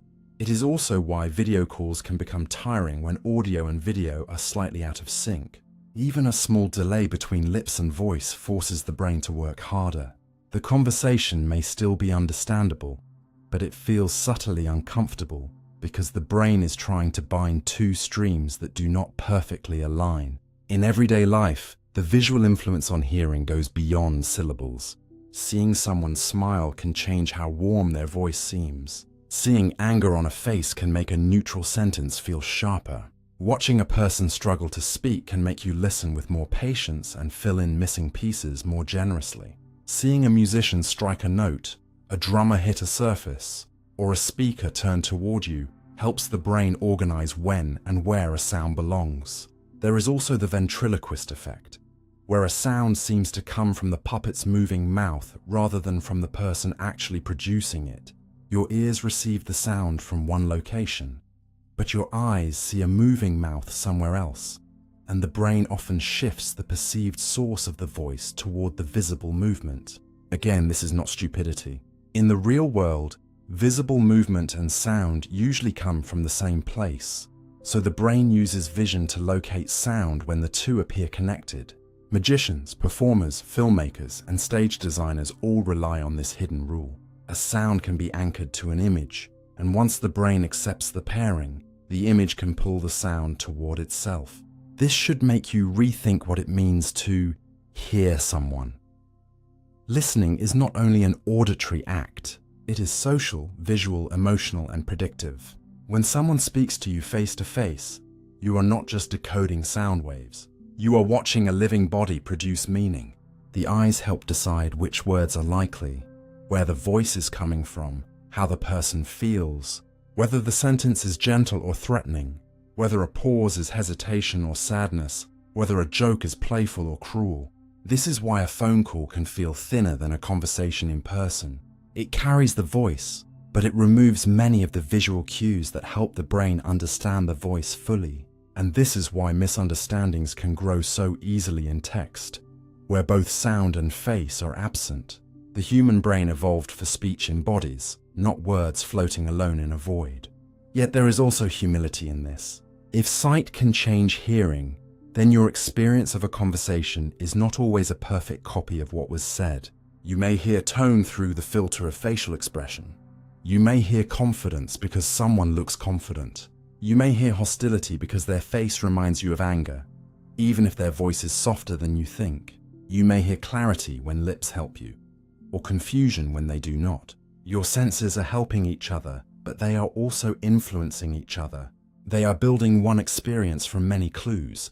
So the next time you listen to someone speak, notice how much you are also watching. Notice the lips, the eyes, the timing of breath, the tiny movements that make a voice feel attached to a person. The sound enters through your ears, but the meaning arrives through a wider doorway. Your brain does not want separate pieces. It wants a person. It wants one coherent event. A face speaking, a voice belonging, a message forming in the space between you. And sometimes to create that coherence, sight reaches into hearing and changes it. A mouth shape can bend a syllable. A face can color a tone. A moving puppet can steal a voice. What you hear is not always only what was sounded. It is what your brain believes the whole scene is saying. And in that quiet blending, you glimpse one of the most human truths of perception. We do not listen with the ears alone. We listen with the entire shape of what we see. Placebos can trigger real biological changes. A sugar pill can change pain, hormones, movement, and even immune responses. Not because it contains hidden medicine, but because the brain can turn belief into biology. This is the strange power of the placebo effect, and it is often misunderstood. A placebo is not simply fake treatment, and a placebo response is not the same as pretending, exaggerating, or being fooled in a shallow way. When someone improves after receiving an inactive pill, a saline injection, or a treatment ritual with no direct active ingredient, the change may still be physically real. The pain may genuinely decrease. The body may release its own chemicals. The nervous system may shift its level of threat. The immune system may respond differently under certain learned conditions. The person is not imagining relief in the dismissive sense. The brain is participating in the treatment process. This matters because expectation is not just an idea floating in the mind. Expectation can influence attention, emotion, stress, and the body's internal regulation. If you believe something may help you, your brain may reduce the alarm attached to pain, increase feelings of safety, and activate systems that naturally calm distress. In placebo pain relief, for example, research has shown that the brain can release endogenous opioids, the body's own pain-reducing chemicals. This is why certain placebo pain responses can be reduced by drugs that block opioid receptors, suggesting that the relief was not just in someone's head as a metaphor, but connected to real chemical pathways. The mind did not invent a fantasy of comfort. It helped the body use its own tools, but expectation is only one part of the story. Placebo effects can also be learned. If you repeatedly take a real medication and your body experiences relief, the pill's color, shape, taste, packaging, the doctor's voice, the smell of a clinic, or even the routine of swallowing can become associated with improvement. Later, even an inactive pill that resembles the real treatment may trigger part of the learned response. This is conditioning. The body learns the meaning of a medical ritual, and sometimes it begins preparing the same internal response before the active drug arrives. In some studies, immune responses have even been influenced through conditioning, showing that placebo-like effects are not limited to mood or pain. The nervous system and immune system communicate constantly, and learned cues can sometimes affect that conversation. This does not mean belief can cure any disease, and it would be irresponsible to suggest that. A placebo cannot regrow a missing limb, remove a tumor by wish, or replace antibiotics when a dangerous infection needs treatment. The real lesson is more precise and more powerful. Symptoms and body regulation are partly shaped by the brain's interpretation of safety, threat, meaning, and expectation. Pain, nausea, fatigue, anxiety, and some movement symptoms are especially sensitive to this because they are not simple measurements of damage. They are experiences and bodily states shaped by the nervous system. In Parkinson's disease, for instance, placebo responses have been linked in some research to dopamine release in brain areas involved in movement and reward. That does not mean Parkinson's is just psychological. It means the brain's chemistry can respond to expectation in measurable ways, even within a serious neurological illness. The body is not a machine waiting passively for chemicals from outside. It is an active system, constantly interpreting what is happening and adjusting itself. This is why the context of treatment matters. A confident, warm, careful doctor can sometimes help a treatment work better, not by magic, but by reducing fear and increasing trust. A pill taken in a meaningful ritual may produce stronger effects than the same pill taken casually. An injection may feel more powerful than a tablet because the brain has learned that injections are serious. Branding, color, price, and ceremony can all shape expectation, sometimes changing the strength of response. This may sound uncomfortable because it means medicine is not only chemistry, it is also meaning. But this does not make medicine less scientific. It makes it more human. The same active drug can enter a body surrounded by fear, confusion, and distrust, or surrounded by care, explanation, and hope. The molecule matters, but the state of the nervous system matters too. One of the most surprising findings is that placebos can sometimes work even when people know they are taking a placebo. These are called open-label placebos. The person is not being deceived. They are told the pill has no active drug. Yet in some conditions, especially where symptoms are strongly influenced by brain-body regulation, people may still improve. Why? Possibly because the ritual itself, the act of treatment, the expectation that placebo responses are real, and the repeated gesture of care can still engage the nervous system. You may know a stage is a stage and still cry during the play. You may know a meditation bell is only a sound and still feel your breathing change. The body responds not only to literal belief but to context, repetition, and meaning. Still, the placebo effect has limits, and those limits are important. It should never be used as an excuse to dismiss suffering or deny real disease. Saying, "It is placebo," should not mean, "It is fake." In fact, the placebo effect proves the opposite. The brain's expectations can create measurable changes because the mind is part of the body, not separate from it. A person's relief can be real, even when the pill contains no active medicine. Their pain can decrease because their brain and body change state. Their nausea can settle because the nervous system received a signal of safety. Their movement can improve for a while because reward and motor circuits were activated. But a placebo response is not guaranteed, not always strong, and not a substitute for needed medical care. It is a window into the hidden partnership between treatment and trust. It shows that healing is not only what is done to the body, but also what the body believes is beginning. And perhaps this is why the placebo effect feels so mysterious. It sits at the border between science and meaning, between chemistry and hope, between the pill in your hand and the story your nervous system tells about it. The placebo does not reveal that humans are gullible. It reveals that humans are responsive. We are shaped by symbols, rituals, relationships, and expectations, because the brain evolved to prepare the body for what it believes is coming. If it expects danger, the body tightens. If it expects relief, the body may open pathways of relief. If it feels cared for, it may reduce the pressure of alarm. So the next time you hear that something was only a placebo, pause before you dismiss it. Only is the wrong word. A placebo can be inactive as a substance and active as a signal. It can carry no drug and still carry meaning. It can remind the brain of healing, and the brain, in response, can speak to the body in chemicals, attention, and calm. The real wonder is not that fake medicine sometimes tricks people.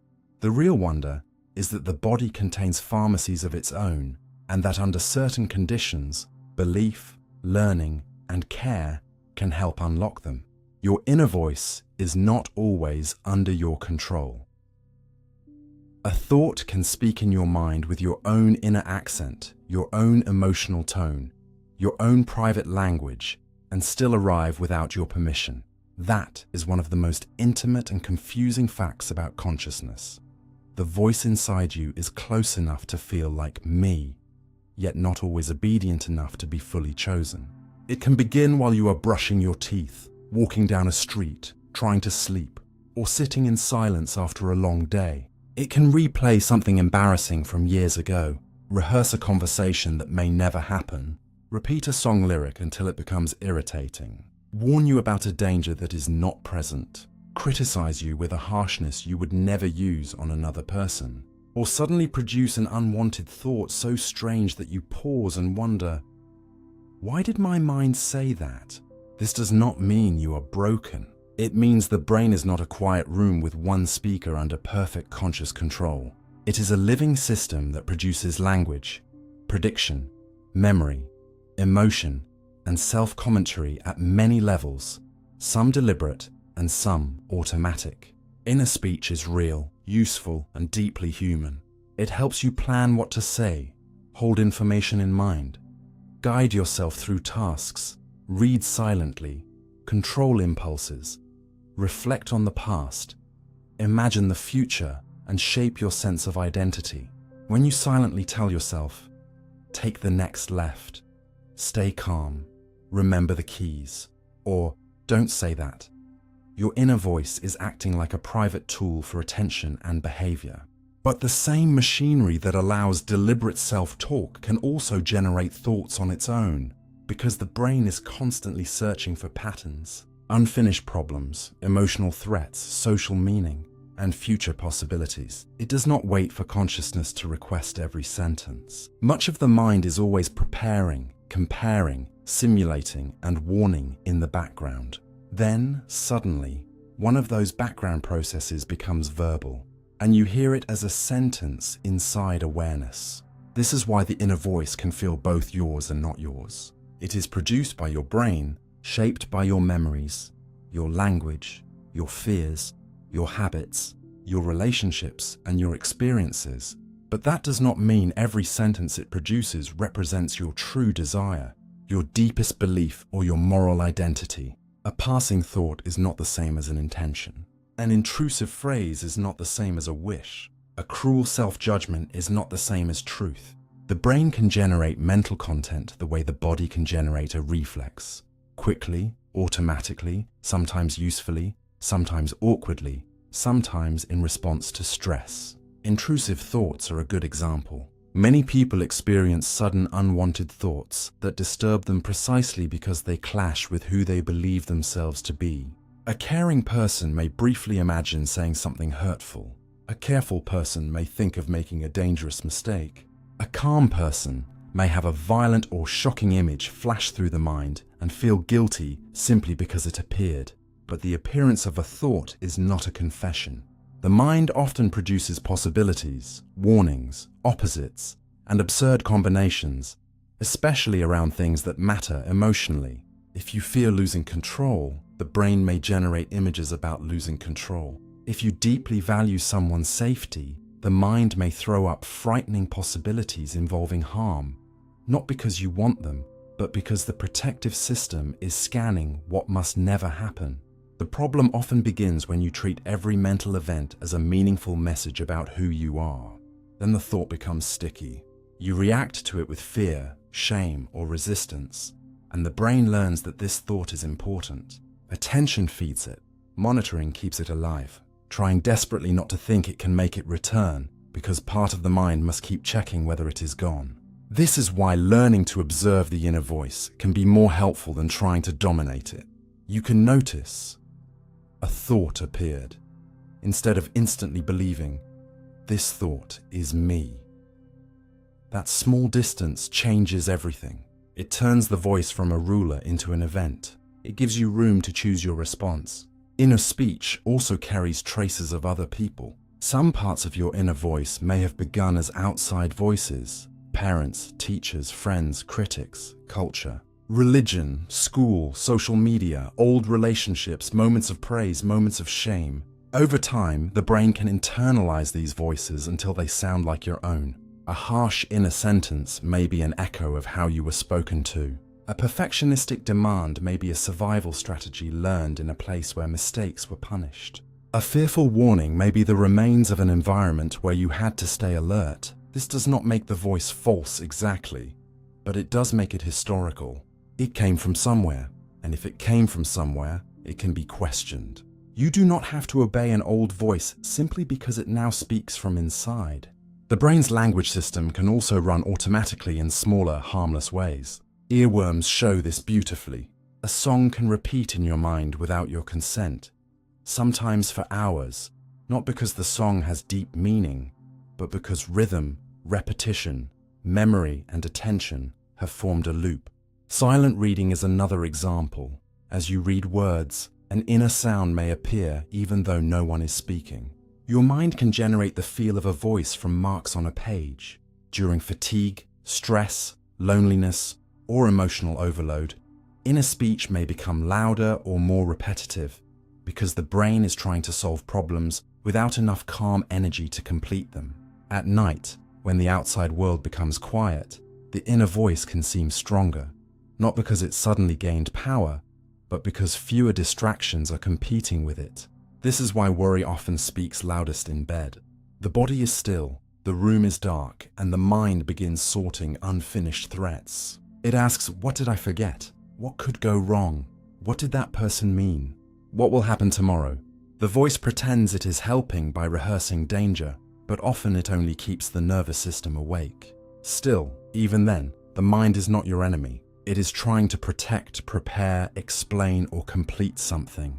It simply does not always know when its help has become harm.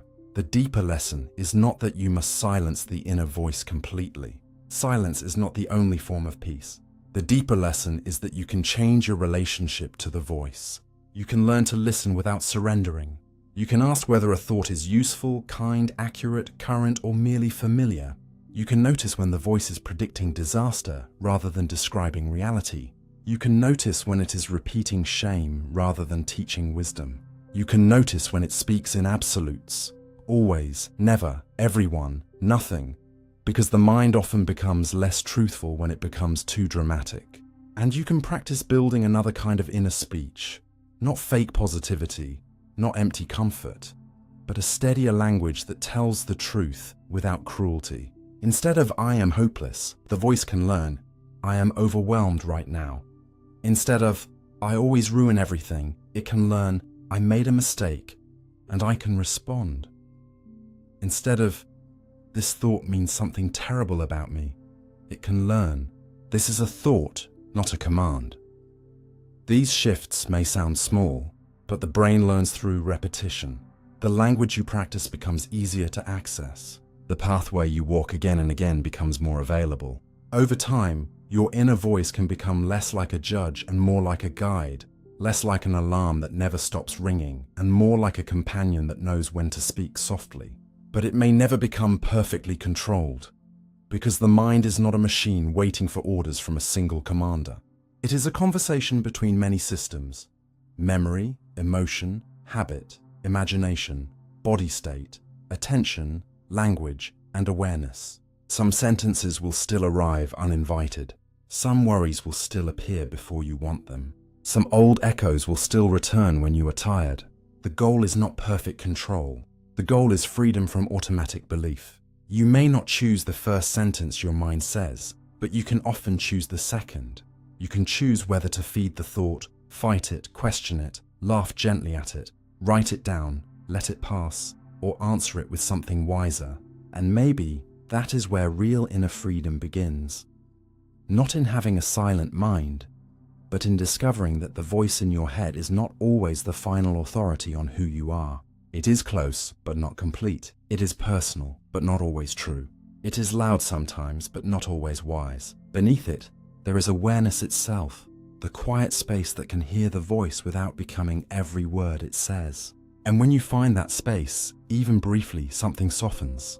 You realize you are not trapped inside every thought that appears. You are the one learning how to listen, how to question, how to answer, and sometimes how to let the voice pass through like weather across a sky that was never made of the storm. Attention can make objects vanish from awareness. Stare too steadily at one point, and something sitting plainly beside it can fade, as if the mind has quietly turned down the lights around it. This is not the same as closing your eyes, looking away, or failing to care. It is a stranger kind of disappearance, where the object is still on the retina, still physically present, still available to the visual system, yet it begins to slip out of conscious awareness because attention and the brain's need for change are shaping what remains visible. One of the clearest examples is called troxler fading. If you fix your gaze on a central point and keep your eyes still, faint or unchanging objects in the side of your vision can begin to disappear after a few seconds. Their edges soften, their color weakens. Sometimes they vanish into the background completely, not because the world changed, but because the brain stopped treating the stable signal as important. Your visual system is extremely sensitive to change. Movement, contrast, sudden appearance, threat, novelty.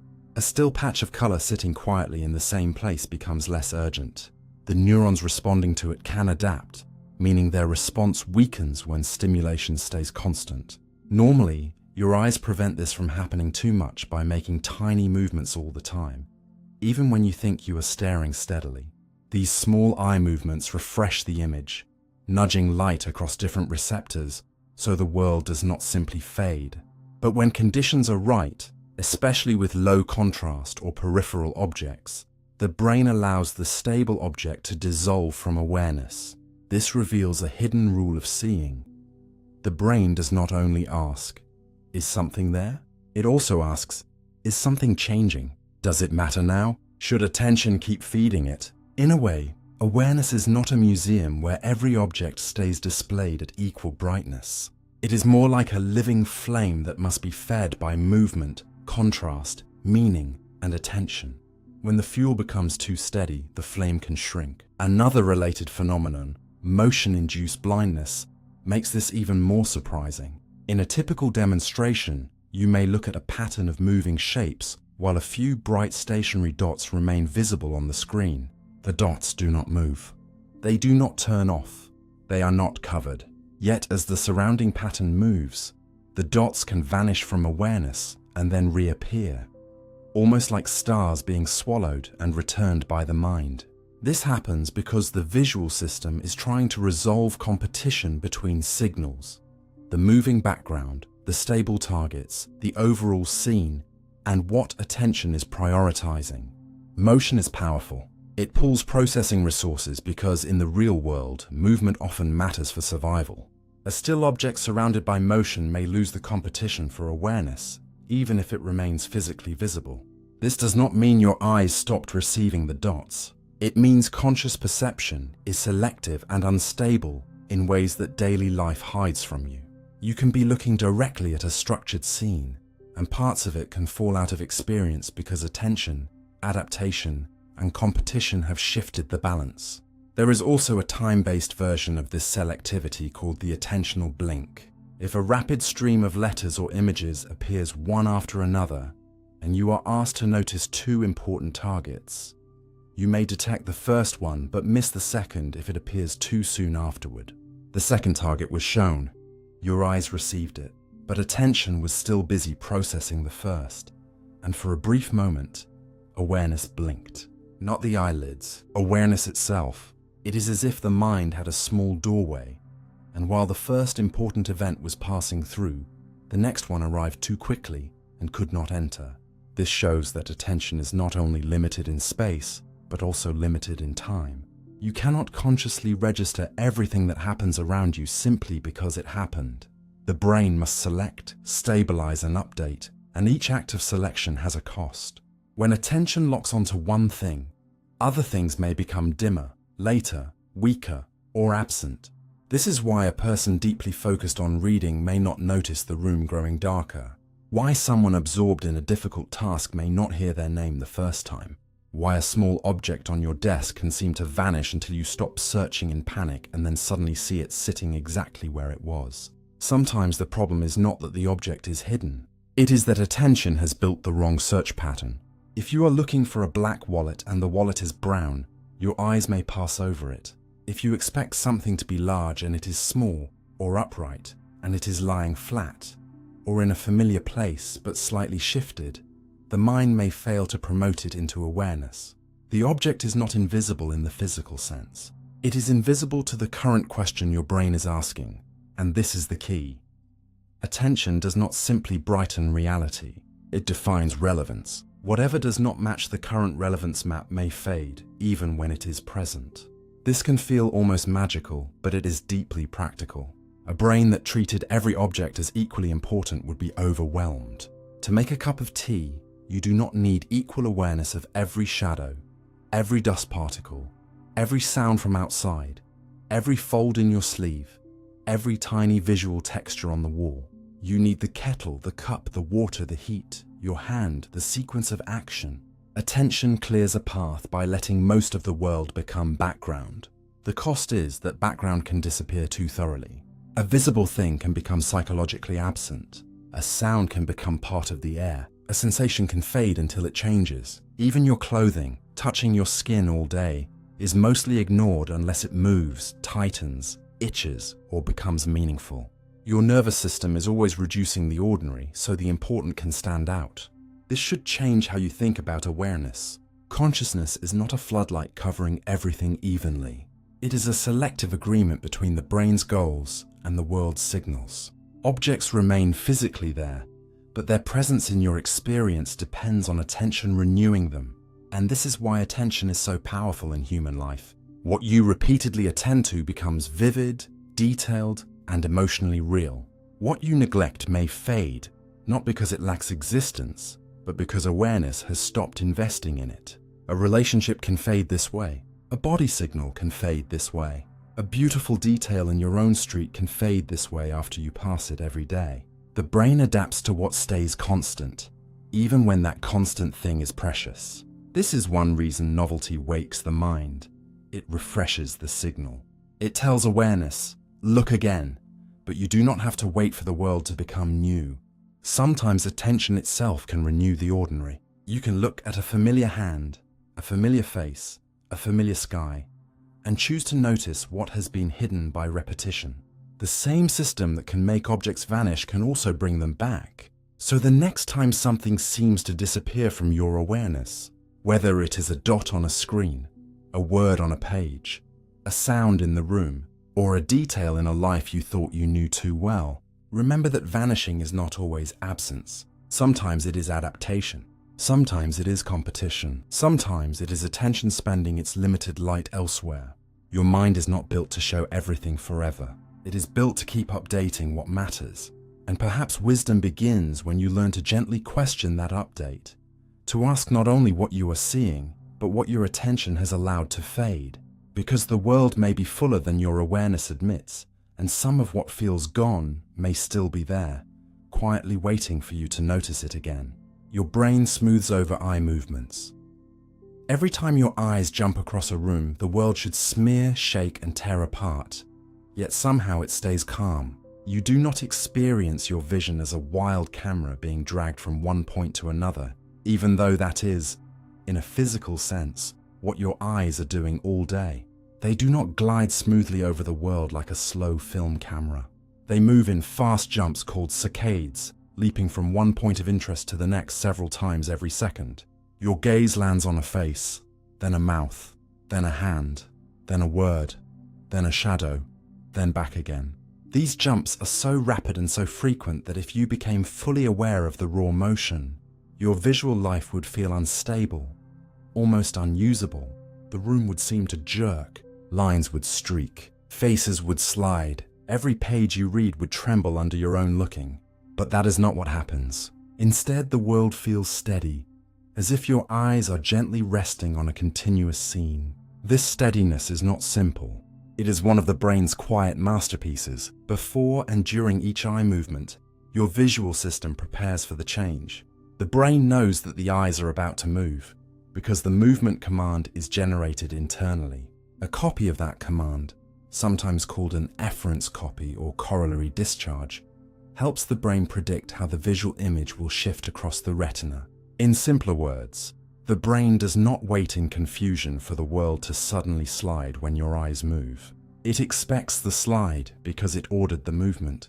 That expectation helps it separate changes caused by your own eyes from changes caused by the outside world. This is why the room does not seem to jump when you look from the lamp to the door, but it would seem to move if the room itself shifted while your eyes stayed still. The brain is constantly asking, did the world move, or did I move my eyes? Most of the time, it answers correctly, and the result is the feeling of visual stability. During these jumps, the brain also reduces sensitivity to certain visual changes, especially motion blur, so you do not consciously experience the smear that should come from rapid eye movement. This does not mean the eyes stop existing, or the world disappears in a dramatic way. It means the brain lowers the impact of messy information that would only confuse you. It is like an expert editor cutting out the shaky frames between two stable shots, leaving you with a scene that feels continuous. When you read a sentence, for example, your eyes do not slide smoothly along each letter. They jump from one small group of letters to another, pausing briefly between jumps. During those pauses, called fixations, the brain gathers information. During the jumps, it moves to the next useful location, yet you feel as if you are smoothly reading across the line. The motion is hidden. The gaps are softened. The mind gives you meaning, not the mechanical struggle behind it. This smoothing process also depends on something called visual remapping. Before the eyes land on a new spot, neurons in the brain can begin preparing for what will appear after the movement. They update spatial information so that objects remain in the right places, despite the shifting image on the retina. Think of looking at a cup on a table. When your eyes move from the handle to the rim, the image of the cup shifts to a different part of your retina. But you do not feel the cup itself has moved. The brain preserves the cup's location in the outside world by updating its internal map. This map is not just a photograph. It is a living coordinate system that keeps track of where things are relative to you, even as your eyes keep changing their angle. Without this updating, every eye movement could make the world feel newly rearranged. But with it, the room keeps its structure. The table remains the table. The window remains behind it. The person remains across from you. Reality feels anchored. There is also a strange illusion that reveals how much editing is happening. The stopped clock illusion, or chronostasis. Sometimes, when you quickly glance at an analog clock, the second hand appears to freeze for slightly longer than a second. It feels as if time paused. One explanation is that the brain stretches the perception of the first stable moment after the eye movement backward, filling in the missing transition so your experience feels continuous. The clock did not stop. Time did not open. Your brain simply smoothed the jump and gave the new fixation a little extra presence. This tiny illusion shows that the brain is not only smoothing space, it can also adjust your sense of timing around eye movements. It is building a seamless experience from discontinuous samples. And this happens so constantly that you mistake the finished version for the raw truth. The philosophical weight of this is quiet but enormous. Your eyes are always moving, and yet you feel surrounded by a stable world. Your brain is always editing, and yet you feel as if you are simply seeing. The steadiness you trust is not given to you for free. It is maintained. It is protected. It is rebuilt again and again, faster than thought, so that you can live without noticing the storm of motion beneath your gaze. This stability matters for survival. If every eye movement made the world blur and lurch, it would be harder to reach for objects, recognize danger, read faces, judge distance, or move through crowded spaces. The brain's smoothing allows attention to focus on what matters, instead of being captured by the noise created by your own looking. But it also reminds you that consciousness is not a raw feed. It is curated for usefulness. You do not perceive every step of perception. You receive the result of countless hidden corrections. The world appears still, not because your eyes are still, but because your brain knows how to keep stillness alive while the eyes are in motion. There is something strangely comforting in this. Your mind is working constantly to spare you from chaos. It hides the blur, updates the map, predicts the shift, and stitches one glance to the next so that life can feel continuous. At the same time, there is humility in it. If your brain can smooth over the very movements of your eyes without you noticing, how many other rough edges of experience are being softened before they reach awareness? How much of what feels effortless is actually the result of invisible labor?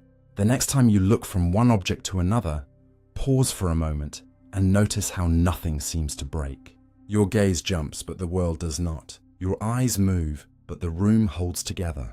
Somewhere beneath your awareness, the brain is quietly protecting reality from the violence of your own seeing, turning leaps into flow, fragments into continuity, motion into calm. And perhaps that is one of the most beautiful secrets of perception. You do not see a stable world because the world arrives perfectly stable inside you. You see a stable world because your brain is always smoothing the path between one glance and the next, letting you move through a universe that feels still enough to trust. Confidence does not mean accuracy.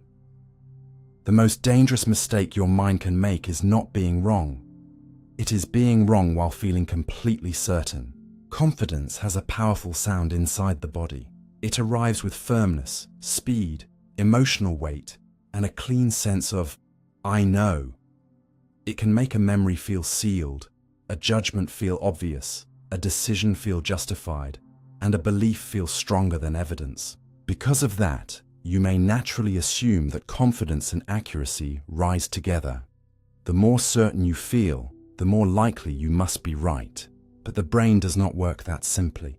Confidence is not a direct measurement of truth. It is a feeling the mind produces after weighing many clues. And some of those clues are not about reality at all. Confidence can come from familiarity, repetition, emotional intensity, social agreement, a clear story, a strong first impression, or the simple ease with which an answer comes to mind. An idea that feels fluent can feel true. A memory that is vivid can feel accurate. A judgment that matches what you already believe can feel reliable. But none of these feelings guarantee that the outside world agrees. This is why someone can describe an event with absolute conviction and still be mistaken. It is why eyewitnesses can identify the wrong person while sincerely believing they are correct. It is why people can remember details that changed over time, defend opinions built on incomplete information, or feel certain about causes they never actually observed. The unsettling part is not that people lie.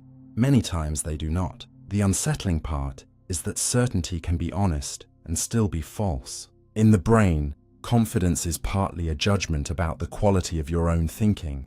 It is the mind looking at its internal evidence and saying, "This seems strong enough." But the mind does not always know what it does not know. If information is missing but the story feels smooth, confidence may remain high. If a memory has gaps but the emotional tone is intense, confidence may fill the empty spaces. If an answer comes quickly because it has been repeated often, the speed itself can feel like proof. This is called processing fluency. The easier something is to think, read, remember, or imagine, the more true it may feel.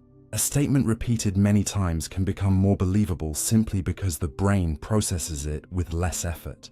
A familiar face may seem trustworthy because it is easier to recognize. A simple explanation may feel more correct than a complex one because it places less strain on the mind.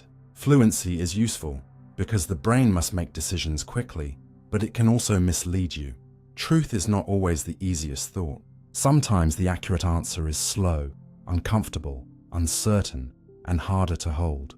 Confidence can also be shaped by emotion. Fear can make a threat feel certain before evidence is complete. Anger can make blame feel obvious. Desire can make a hopeful interpretation feel more likely. Shame can make a negative self-belief feel like a fact. When emotion is strong, it narrows the mind's search. You stop asking, what else could be true? And begin asking, why does this feeling make sense? The brain then gathers support for the state it is already in. This is one reason confidence can grow inside a closed loop. You feel something strongly, then your mind builds reasons for that feeling. Then those reasons make the feeling stronger. The result can be a belief that feels deeply grounded even when it is standing on unstable ground. Social life can strengthen this even further. If people around you agree with you, your confidence can rise, not because new evidence appeared, but because agreement feels like confirmation. Groups can become echo chambers where shared certainty replaces careful checking. A belief repeated by many voices begins to feel safer than a belief held alone. But many people can be confident together and still be wrong together. History is full of confident errors, medical beliefs later overturned, legal convictions later disproven, scientific assumptions later corrected, social prejudices once treated as obvious. Confidence is not the enemy of knowledge, but when it becomes immune to correction, it becomes dangerous. The most accurate minds are not the ones that never feel sure. They are the ones that know how to update certainty when reality pushes back. There is a quiet skill called calibration, which means matching your confidence to the strength of your evidence. If you are 80% sure, you should be right roughly 8 times out of 10 in similar situations. But many people are overconfident in some areas and underconfident in others. A beginner may feel bold because they do not yet understand the difficulty of a subject. Someone with real expertise may speak more carefully because they can see the complexity. This does not mean experts are always right, or beginners are always wrong. It means knowledge often brings awareness of uncertainty. When you know very little, the world can look simple. When you learn more, the hidden layers appear. True understanding often softens arrogance. It makes room for phrases like probably, based on what I know, and I could be missing something. These are not signs of weakness. They are signs of a mind that respects reality enough not to crush it into false certainty. Memory offers one of the most personal examples. A memory can be bright, emotional, and repeated for years, yet still contain errors. Confidence in a memory can increase over time, even if accuracy does not. Each retelling can make the memory feel more established. Each emotional reaction can deepen the sense that it must be true exactly as remembered. But the brain stores meaning and fragments more easily than perfect detail. So confidence may reflect how often a memory has been revisited, how important it feels, or how well it fits your life story, rather than how precisely it matches the original event.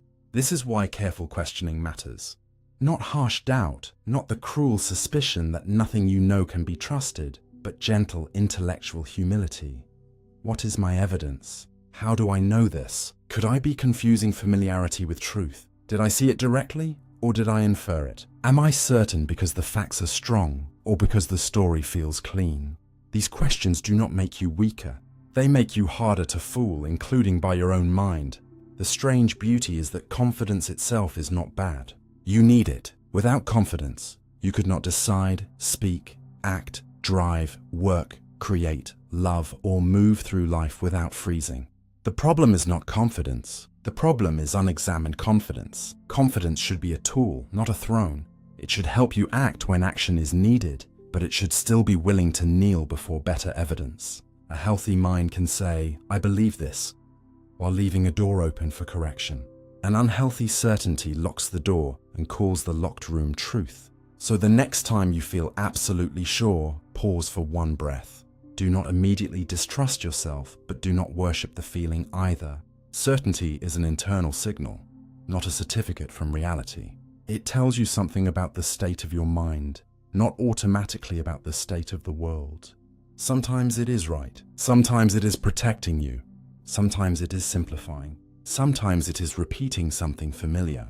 Sometimes it is emotion wearing the mask of knowledge, and perhaps wisdom begins when you learn to hold confidence with open hands, strong enough to move forward, soft enough to change direction, because the goal is not to feel certain all the time. The goal is to become honest enough that when the truth arrives quietly, without drama, without the rush of certainty, you can still recognize it and let it change you. Nocebos can make you feel worse through expectation. A warning can sometimes become a symptom before anything harmful has touched your body. This is the unsettling power of the nocebo effect, the darker twin of placebo, where expectation does not open pathways of relief, but pathways of discomfort, fear, and bodily alarm. If a placebo shows that hope, trust, and positive expectation can help the brain reduce pain or calm certain symptoms, a nocebo shows that fear, threat, and negative expectation can move the body in the opposite direction. A person may take an inactive pill and still develop a headache, nausea, dizziness, fatigue, or pain simply because they were told those effects might happen. The pill itself may contain no active drug, yet the body reacts as if danger has arrived. This does not mean the person is pretending. It does not mean the symptom is fake. It means the nervous system has treated expectation as information, and information can change biology. Your brain is always trying to predict what is coming next, especially when health, pain, or danger is involved. If it receives a strong warning, it may increase monitoring of the body, raise stress levels, sharpen attention toward discomfort, and interpret normal sensations as signs of trouble. A small stomach movement becomes something is wrong. A normal pulse becomes my heart feels strange. A faint ache becomes the pain is starting. Once attention locks onto the body in fear, the body often becomes louder. This is not because fear invents everything out of nothing, but because the nervous system can amplify signals that it believes matter. Pain is especially vulnerable to this. If you expect a procedure to hurt badly, the brain may increase the threat value of the sensation, making it feel stronger. If you are told a harmless stimulus may be painful, your body may tense, your stress response may rise, and the same stimulus can feel worse than it otherwise would. In studies of nocebo pain, negative expectation has been shown to increase reported pain, and researchers have linked this to real brain and chemical processes involved in threat and pain amplification. The brain is not a passive receiver of pain. It is an active judge of how dangerous a signal is. When expectation says, "This will harm me," the judge becomes stricter, louder, more easily alarmed. And this is why nocebos matter so much in medicine. Every treatment happens inside a story. The words used by a doctor, the tone of a warning, the list of possible side effects, the fear created by a previous bad experience, the memory of someone else's illness.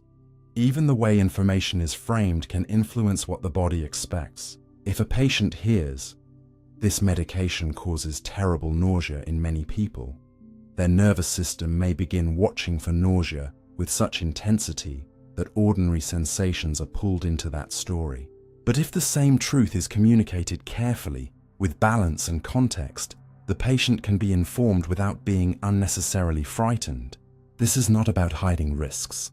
People deserve honest information. It is about understanding that information is not neutral once it enters a living body. A warning can protect, but it can also prime the alarm system. The nocebo effect forces medicine to become more humane, not less truthful. It reminds us that the way we speak about symptoms can shape the symptoms themselves. This happens outside clinics too. If you read about side effects for hours before taking a medication, your attention may begin scanning your body for proof. If people around you talk repeatedly about how awful a treatment will be, your brain may prepare for suffering before the treatment begins. If a news story describes a frightening health risk in dramatic language, some people may begin noticing sensations they previously ignored. Again, this does not mean the risk is never real. It means fear changes the filter through which the body is experienced. The body is always producing sensations: pressure, warmth, tiny pains, digestive movement, muscle tension, heartbeat changes, fatigue, tingles, dryness, small fluctuations in balance and breathing. Most of the time, these sensations pass quietly because the brain does not treat them as important. But expectation can turn up the volume. It can put a spotlight on the body and ask, is it happening yet? Under that spotlight, ordinary signals can become suspicious. Suspicious signals can become distressing. Distress can create more bodily change. And the loop begins. Fear tightens muscles. Shallow breathing changes sensations. Stress affects digestion. Attention magnifies pain. And then those changes seem to confirm the fear. The nocebo effect often grows through this loop of prediction and confirmation. The mind expects harm. The body prepares for harm. The preparation creates sensations, and the sensations are read as evidence. This is why saying it is just anxiety can be so damaging when said carelessly. Anxiety is not just anything. Anxiety is a body state. It can change breathing, heart rate, muscle tone, stomach activity, sleep, attention, and pain sensitivity. If expectation creates symptoms through stress and attention, those symptoms are still real experiences. The person still feels them. The suffering still matters. The right response is not dismissal but understanding. Nocebo effects do not prove that people are weak. They prove that the brain and body are deeply connected through prediction.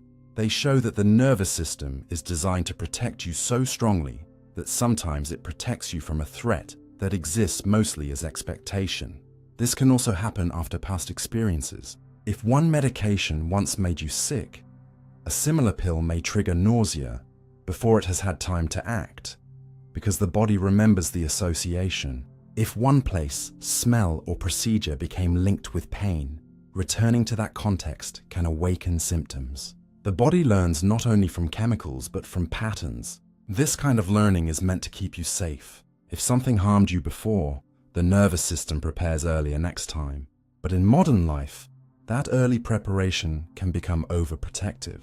A learned warning can outlive the danger. A fear can keep ringing after the fire is gone.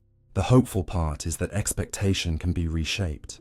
Clear explanations, trust, gentle medical communication, gradual exposure, calming the body, and learning how symptoms work can all reduce the power of nocebo responses. When the brain understands that a sensation is uncomfortable but not dangerous, the alarm can soften. When a doctor explains side effects honestly, while also saying what is common, what is rare, what is temporary, and what can be done, the patient's body receives not only warning, but orientation. When you learn to notice sensations without immediately building catastrophe around them, you give the nervous system a chance to update. You are not forcing yourself to think positive. You are teaching the body that not every signal is a threat. That difference matters. Positive thinking can become pressure, but accurate understanding can become safety. So the nocebo effect is not a superstition and not a curse. It is a biological reminder that the body listens to meaning. It listens to fear in the voice, danger in the label, memory in the pill bottle, threat in the expectation. It listens so closely that sometimes the message becomes a sensation. And perhaps the deepest lesson is this: the words you hear about your body can become part of how your body feels. That is a responsibility for doctors, for families, for media, and for the quiet voice inside your own mind. Because expectation is not imaginary once the nervous system believes it. It can tighten the stomach, sharpen pain, drain energy, and make the future feel already wounded. But awareness can loosen the spell. When you understand that fear can amplify symptoms, you can meet the body with less panic and more clarity. You can say, gently, this feeling is real, but it may not mean danger.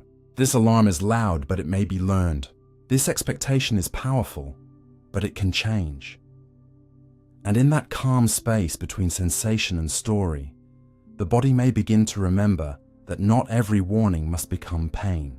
You are blind during rapid eye jumps. You lose tiny pieces of vision every time your eyes jump, but the loss is hidden so well that your life feels unbroken. This is one of the most remarkable facts about ordinary seeing. Several times each second, your eyes make rapid movements from one point to another, and during those jumps, Your brain greatly reduces the visual information that would otherwise flood awareness with blur. These jumps are called saccades, and they are not rare little accidents. They are the normal way your eyes explore the world. When you look at a face, your gaze does not calmly slide over every feature. It jumps from one eye to the mouth, from the mouth to the outline of the head, from the face to the hand, from the hand back to the eyes. When you read, your eyes leap across clusters of words, pausing just long enough to collect useful information before moving again. When you enter a room, your eyes scan the doorway, the light, the table, the movement, the possible person in the corner. Yet you never experience these jumps as blackouts. You do not feel vision turning off and on. You do not notice missing slices of time. The world seems continuously present, but during each rapid eye movement, the brain suppresses much of the messy visual input that would come from the image sweeping across the retina. If it did not, every glance would create a streaking smear, like a camera shaken during a photograph. Instead, your brain hides the blur and gives you a stable experience. In a very real sense, you are briefly less visually aware during those jumps, and because they happen so quickly, so often, and so invisibly, you live with countless tiny moments of visual interruption that your consciousness never reports. A simple mirror demonstration reveals how deep this hiding goes. Stand in front of a mirror and look from your left eye to your right eye, back and forth. You will feel your eyes moving. You know they must be moving, but you will not see them move. The image jumps from one position to another without showing you the movement itself. Yet if someone else watches you, they can clearly see your eyes flicking side to side. The movement exists. Your vision simply edits it out. A camera can record it. Another person can see it. You cannot, because the very system that would show you the movement is the system being suppressed during the movement. This is sometimes called saccadic suppression, and it is not a flaw in the sense of broken vision. It is a solution. Your brain is choosing not to show you information that would make the world harder to use. It is protecting clarity by removing chaos. But that protection comes with a strange cost. Part of your visual life is missing, and you never feel the absence. The brain does not announce, "You were blind for a fraction of a second." It simply stitches the moments before and after the jump into one continuous experience. This means your sense of visual continuity is partly an illusion of editing. Not a false world, not a hallucination, but a carefully managed one. You see enough to function, not everything that reaches the eye.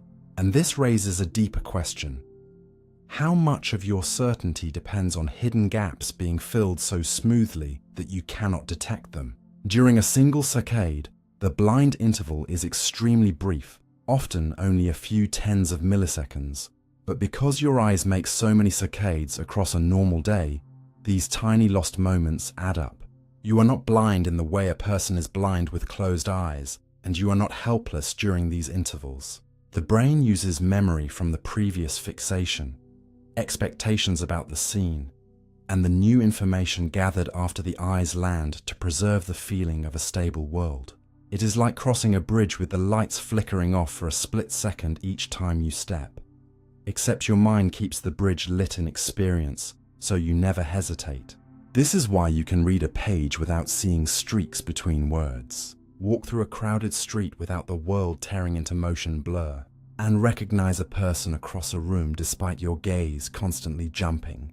The brain is not giving you raw vision, it is giving you usable vision. And usable vision depends as much on hiding as on revealing. There is a practical wisdom in this design.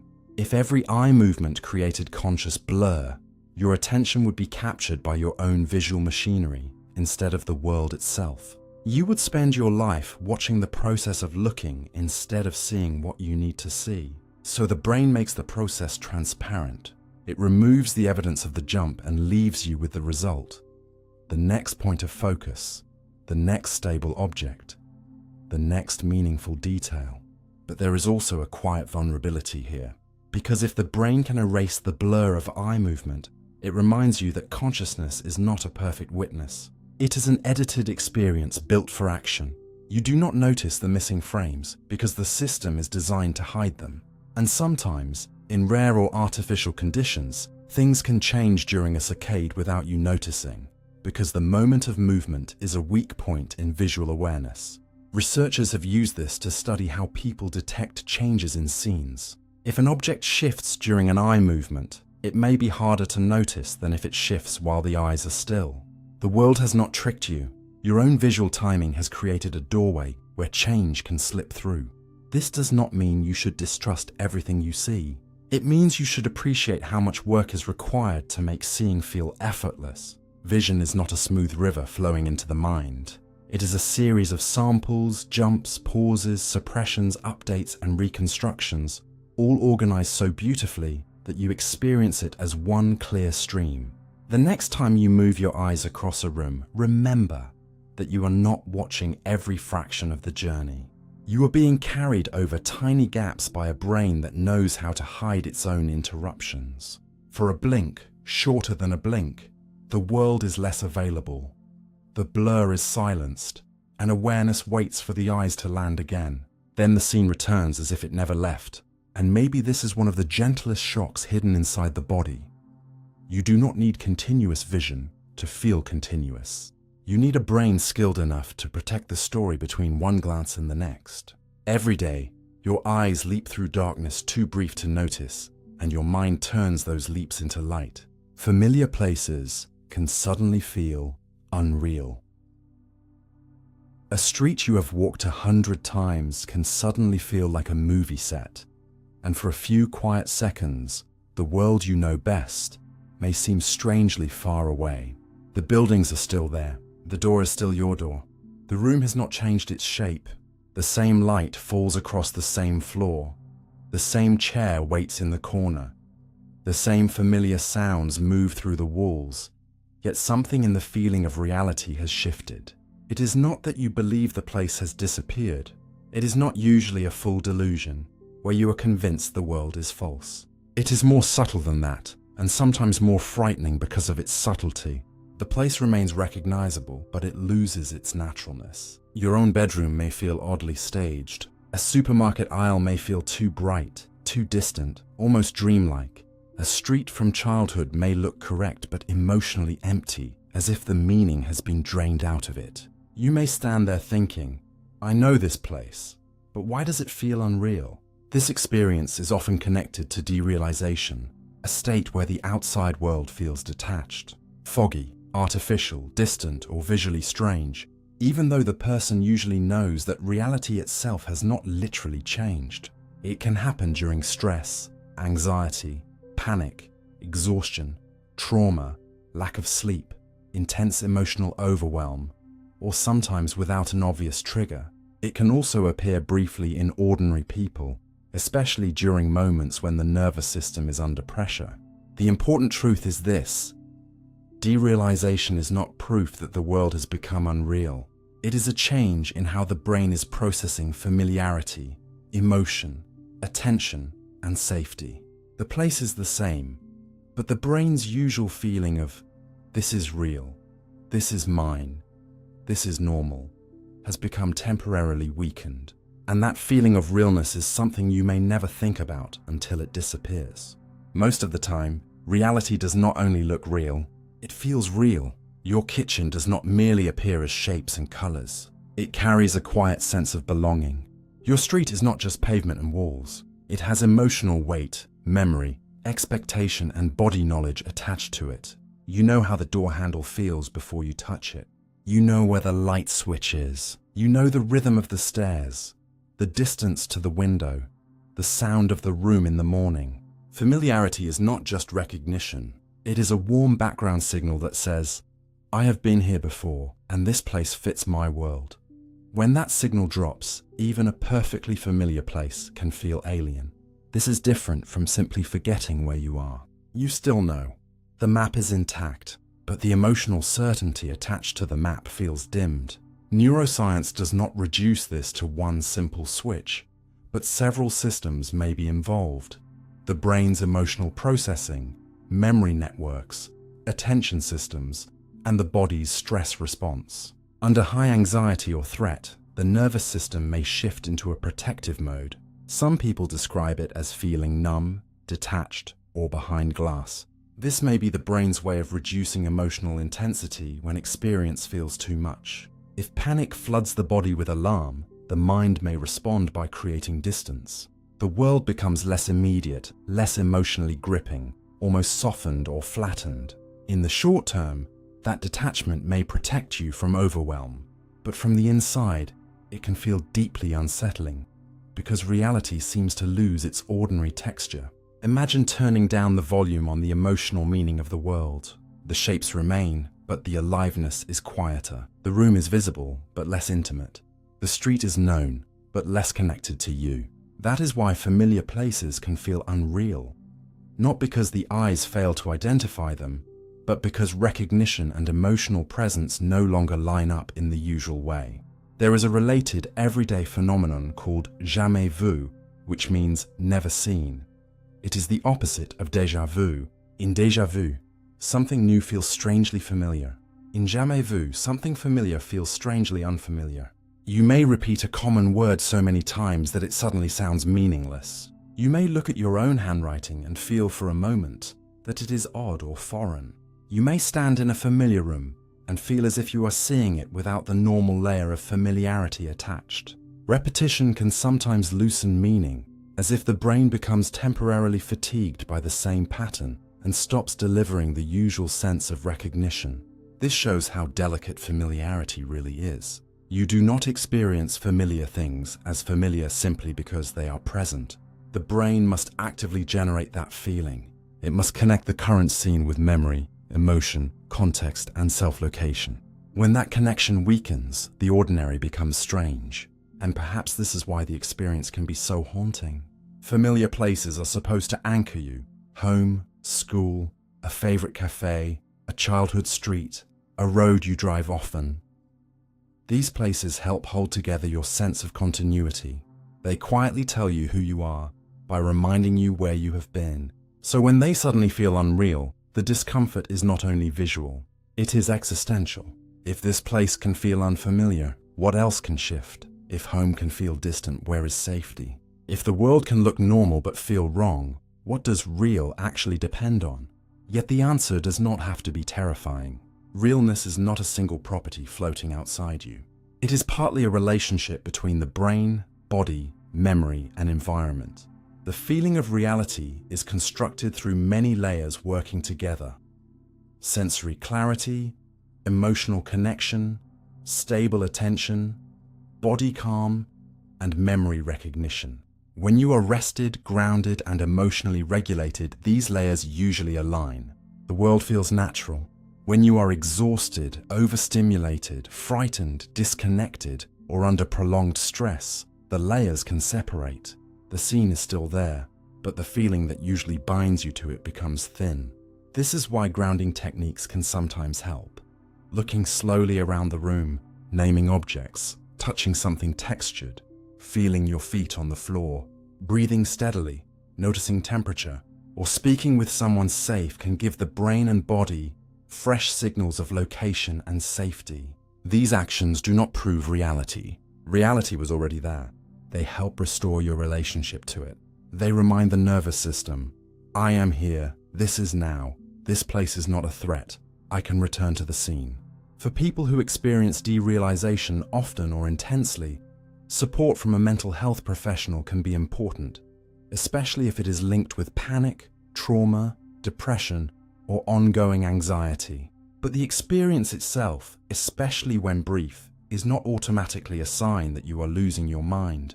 Many people experience moments of unreality at some point. The fear around the sensation can make it stronger because the mind begins monitoring the feeling. Does the world feel real yet? Why does it still feel strange? What if it never goes away? That checking keeps attention fixed on the unreality, and attention can magnify it. A gentler response is often more helpful. Notice the feeling, name it, and allow the body to settle without fighting the sensation as if it were danger. The world has not disappeared simply because the feeling of realness is unstable. You are experiencing a shift in perception, not a collapse of existence. There is even a quiet lesson hidden inside this strange state. It shows that familiarity is not passive. Every day, your brain is doing invisible work, to make the known world feel known. It attaches warmth to your room, meaning to your street, identity to your reflection, continuity to your life. You usually call this normal. But normal is a construction too, a soft agreement renewed each morning between memory and sensation. When that agreement flickers, the familiar becomes unfamiliar, and you suddenly notice the machinery that was holding reality close. It can be frightening, yes, but it can also make ordinary presence feel more precious when it returns. The room that felt distant becomes yours again. The street regains its weight. The world settles back into its ordinary depth, and you realize that realness is not loud. It is a quiet background music you only notice when it stops. So if a familiar place ever feels unreal, remember this: the place has not betrayed you. Your brain may be tired, protective, overwhelmed, or momentarily disconnected from the emotional signals that usually make the world feel close. Let the moment pass through you without turning it into a prophecy. Touch the table, name the light, feel the ground. Let your breathing slow enough for the body to believe in safety again. The familiar world may feel distant for a while, but distance is not disappearance. Sometimes the mind steps back from reality not because reality is false, but because the nervous system needs time to return. And when it does, the ordinary may come back with a quiet tenderness. The same walls, the same floor, the same sky, no longer just recognized, but felt again. Your brain fills missing sounds automatically. A missing syllable can be swallowed by noise, yet your mind may place it back so convincingly that you never realize it was gone. This is one of the quiet miracles of hearing. The brain does not simply wait for perfect sound to arrive. It repairs sound while you are listening. It takes broken signals, covered words, interrupted tones, muffled speech, and noisy fragments, then uses context to rebuild what most likely belongs there. You experience the result as ordinary hearing, but beneath that ease, your brain is doing something far more active than recording. It is solving. Imagine someone says a sentence while a sudden cough covers part of a word. The physical sound reaching your ears is incomplete. A piece of the word is missing. But if the sentence is familiar enough, and the missing sound fits the surrounding meaning, you may still hear the full word, not merely understand it later, not simply guess it after thinking. You may actually experience the missing sound as present. This is known as phonemic restoration, and it reveals that speech perception is deeply predictive. Your brain listens not only to what is there, but to what should be there. It uses the sounds before and after the gap, the rhythm of the sentence, your knowledge of language, the speaker's tone, and the situation itself to fill in the absent piece. If someone says, "Please pass the and a loud clink covers the ending, your brain may still complete salt because the table, the meal, and the sentence all point in that direction. The ear gives the brain partial evidence. The brain supplies the missing pattern. This is why noisy conversations can still make sense. Real life is not a clean studio recording. People speak while cars pass, doors close, music plays, rain hits windows, dishes scrape, phones vibrate, and other voices overlap. If your brain demanded every syllable in perfect clarity, communication would constantly collapse. Instead, it treats speech like a living puzzle, where missing pieces can often be inferred from the shape around them. This ability is not random invention. It depends on learned structure. You know which sounds commonly form words in your language. You know how sentences usually unfold. You know which words fit a topic and which would be strange. That knowledge quietly guides perception. The same broken sound may be restored differently depending on the sentence around it. A missing fragment in a sentence about animals may become one word. The same fragment in a sentence about machines may become another. Hearing is therefore not only an ear-based process. It is memory, expectation, language, timing, attention, and meaning working together. There is another related effect where a sound seems to continue through noise even when part of it is physically removed. If a tone is briefly interrupted by silence, you can hear the gap. But if the gap is covered by a louder burst of noise, the brain may perceive the tone as continuing behind the interruption. This is called auditory continuity. In daily life, It is useful because sounds often continue even when something louder briefly masks them. A friend's voice does not stop existing just because a truck passes. A melody does not truly vanish because someone coughs. A stream does not stop flowing because wind rushes through trees. The brain assumes continuity when continuity makes sense. It asks, was the sound likely still there, hidden behind something else? If the answer is yes, it may smooth the break and let the sound feel whole. This is not the brain being sloppy. It is the brain being practical. It is trying to organize the world into stable sources. One person speaking, one fan humming, one dog barking outside, one cup landing on a table. Without this organizing work, hearing would become a chaotic pile of vibrations. You would not hear a room, you would hear fragments crashing into one another. The brain separates, groups, restores, and follows sounds through time, allowing you to recognize a voice even when it is partly covered. But the same system that helps you understand can also mislead you. Because the brain fills gaps based on expectation, you can sometimes hear what was never said. A lyric in a song may become stuck in your mind incorrectly for years because your brain chose the closest phrase that seemed to fit. In a noisy room, you may think someone called your name because your name is highly meaningful and your brain is tuned to detect it. During a tense conversation, you may hear a neutral word as colder than it was because your emotional expectation filled the uncertainty in a harsher direction. The missing sound becomes a doorway, and expectation walks through it. This does not make hearing fake, it makes hearing human. Your brain is always balancing accuracy with usefulness. It wants the world to be clear enough for action, conversation, and safety, even when the signal is damaged. Most of the time, this repair system helps you beautifully. It lets you follow speech through background noise, understand accents after a period of adjustment, recognize a familiar voice over a poor phone connection, and keep listening even when the world is imperfect. But when the signal becomes too weak or too noisy, the repair work becomes exhausting. This is one reason people with hearing difficulties may feel mentally drained after conversations. They may hear that someone is speaking, but the brain must work harder to reconstruct the missing details. Understanding speech is not just volume. It is clarity, pattern, and the brain's ability to match sound to meaning. When too many pieces are missing, listening becomes labor. The person is not ignoring you. Their brain may be fighting to rebuild a sentence from fragments. This fact should make us more patient, especially with older people, people with hearing loss, or anyone trying to listen in a loud environment. The brain can fill missing sounds, but it has limits. It needs enough evidence to make a good guess. It needs attention. It needs context. It needs the listener not to be overloaded. And when those supports fail, the world of speech can become tiring, blurred, and lonely. Yet there is also something deeply beautiful in this hidden repair. Every conversation you understand in noise is a small act of reconstruction.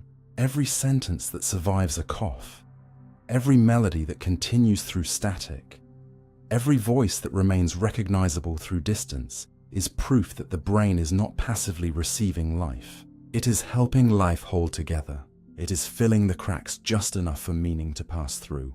The silence inside an interrupted word is not always empty to the mind. Sometimes the brain places a sound there, not as a lie, but as the most reasonable continuation of the world. And this tells you something larger about awareness itself. What feels complete may not have arrived complete. What feels smooth may contain hidden repairs. What feels effortless may depend on thousands of tiny predictions happening faster than thought. So the next time you hear someone clearly despite traffic, or understand a sentence even though a sound was covered, pause for a moment. Your ears did not receive everything. Your brain met the world halfway. It took absence and shaped it into language. It took interruption and turned it into continuity. It took broken sound and made it meaningful enough for you to stay connected to another human being. And maybe that is the soft wonder of hearing. You are not only listening to what reaches you, you are listening to what your brain believes belongs there, gently rebuilding the missing pieces so the voice in front of you can remain whole. Habits can run before conscious choice. Your hand can reach for the phone before the thought, "I want to check it," has even appeared. That tiny movement, so ordinary you almost miss it, reveals something quietly powerful about the human brain. Much of your behavior does not begin as a clear, conscious choice. It begins as a pattern. A cue appears, the brain recognizes it, the body prepares, and the action starts moving before your inner narrator has time to explain it. You walk into the bathroom and reach for the toothbrush without debating each step. You open a familiar app the moment boredom touches the edge of your mind. You lock the door, walk away, and then wonder if you locked it, because the action happened so automatically that consciousness barely received a receipt. You take the same route home and realize you remember almost nothing from the journey, not because you were asleep, but because habit was carrying you. This is not a weakness of character. It is one of the brain's deepest survival strategies. If every repeated action required full attention, life would become impossibly slow. You would have to consciously decide how to tie each shoelace, where to place each foot on the stairs, how hard to press the cup, when to shift your balance, how to form every letter while writing, how to move your tongue for every familiar word. The mind would drown in ordinary tasks. Habits free attention by turning repeated behaviors into efficient routines. At first, when you learn something new, it feels effortful. You think through it. You make mistakes. You monitor each movement. But with repetition, the brain begins to compress the sequence. What once required many separate decisions becomes one smooth unit. A cue triggers a routine, and the routine moves toward an expected result. Neuroscientists often describe habits as involving circuits that include the basal ganglia, a group of deep brain structures important for action selection, learning, and automatic behavior. These circuits help the brain recognize patterns and run learned sequences with less conscious effort. That is why a skilled pianist does not consciously choose every finger movement, and an experienced driver does not think through every tiny steering correction. Practice moves the behavior into a faster, more automatic mode. The conscious mind may still guide the general goal, but the detailed execution can happen below the level of verbal thought. This is incredibly useful, but it also means that you are not always the deliberate author you feel yourself to be. Sometimes consciousness arrives after the habit has already begun and then tells a story about why you did it. You may say, "I checked my phone because I needed to see the time," when the real trigger was a moment of discomfort. You may say, "I opened the fridge because I was hungry," when the cue was stress, not hunger. You may say, "I snapped back because they annoyed me," when the reaction followed an old emotional routine learned long before this conversation. Habits are not only physical actions, they can be mental and emotional patterns too. Worry can become a habit. Self-criticism can become a habit. Avoiding difficult messages can become a habit. Reaching for distraction when silence appears can become a habit. The brain does not care whether a pattern helps your long-term life. At first, it cares whether the pattern has been repeated and whether it gave some kind of reward or relief. Relief is especially powerful. If you feel anxious and scrolling makes the anxiety soften for a moment, the brain learns. If you feel lonely and eating gives comfort, the brain learns. If you avoid a difficult task and feel immediate relief, the brain learns. The reward does not have to be deep happiness. Sometimes the reward is simply escape from discomfort.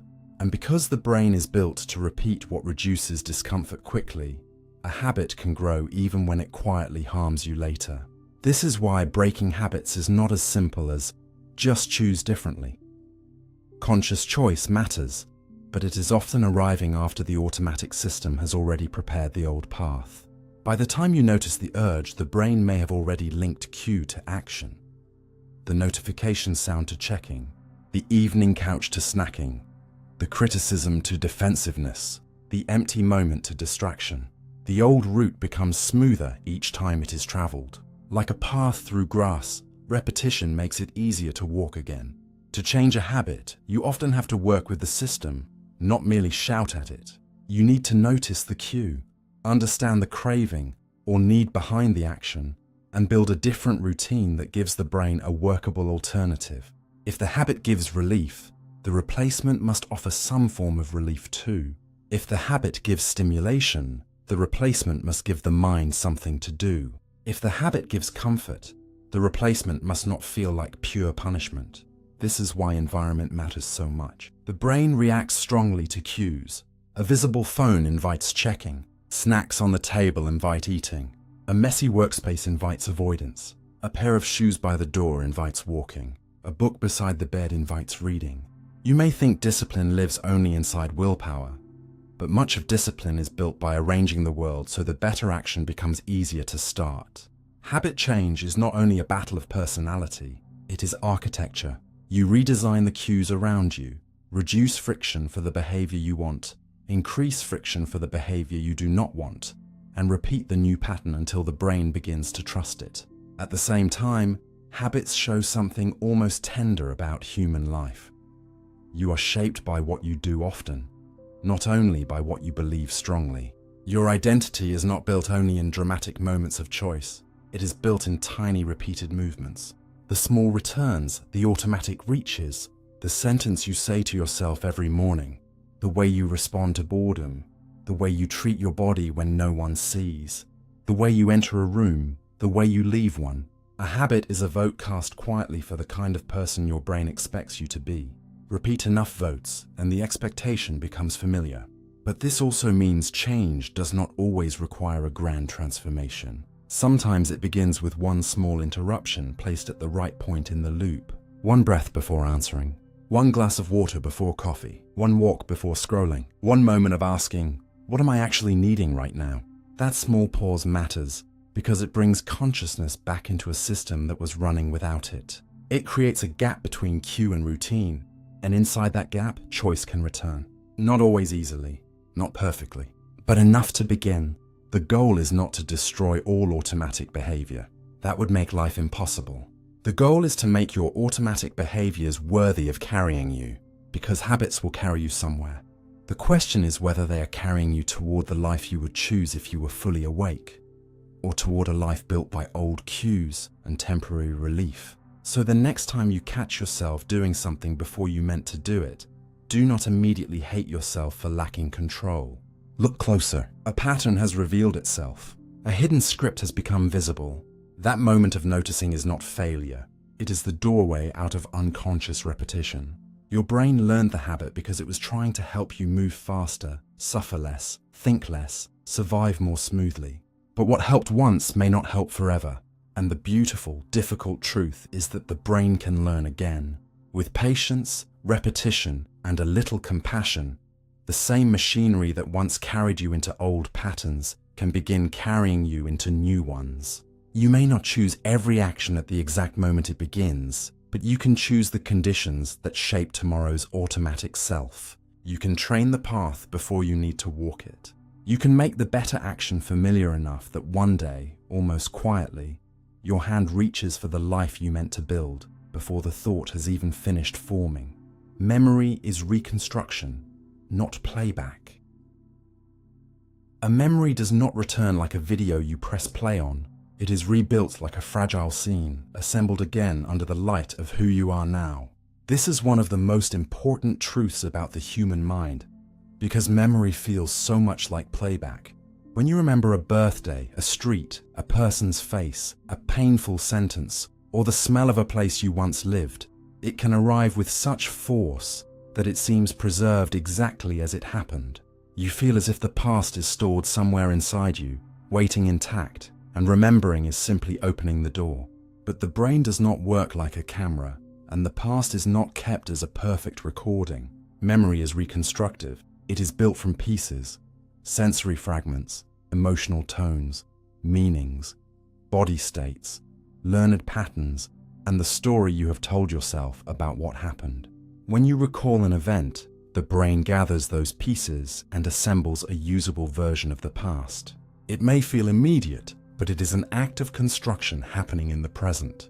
The hippocampus, a region deeply involved in forming and retrieving many personal memories, helps connect different parts of an experience into a coherent episode. Where you were, what was happening, who was there, what mattered, what came before and after. But the memory itself is not stored in one single location like a file in a cabinet. Different features of the event are supported by networks across the brain. Visual details, sounds, emotions, language, movement, and meaning. To remember is to reactivate a pattern, not to unroll an untouched film. And because the pattern must be reactivated, it can be influenced by the moment of recall, your mood, your current beliefs, the questions you ask, the people around you, and what you have learned since then can all shape how the memory comes back. This is why the same event can feel different at different points in life. A moment that once felt humiliating may later feel like a turning point. A goodbye that once felt meaningless may later become heavy with importance. A childhood memory may become softer, darker, funnier, or stranger as you grow into new versions of yourself. The facts may not entirely change, but the memory's meaning can, and meaning is not decoration. Meaning changes what the memory feels like. There is also a process called reconsolidation. When a memory is recalled, it can become temporarily flexible before being stored again. This does not mean every memory completely rewrites itself every time, and it does not mean the past is endlessly fictional. But it does mean remembering is active. A recalled memory can be updated, strengthened, weakened, or linked with new information. This is one reason therapy can help some painful memories lose their sharpness. The goal is not to erase the event, but to change the way the nervous system holds it. A memory that once screamed danger may, with enough safety and understanding, return as something that happened then, not something still happening now. This is also why memory can be both reliable and unreliable at the same time.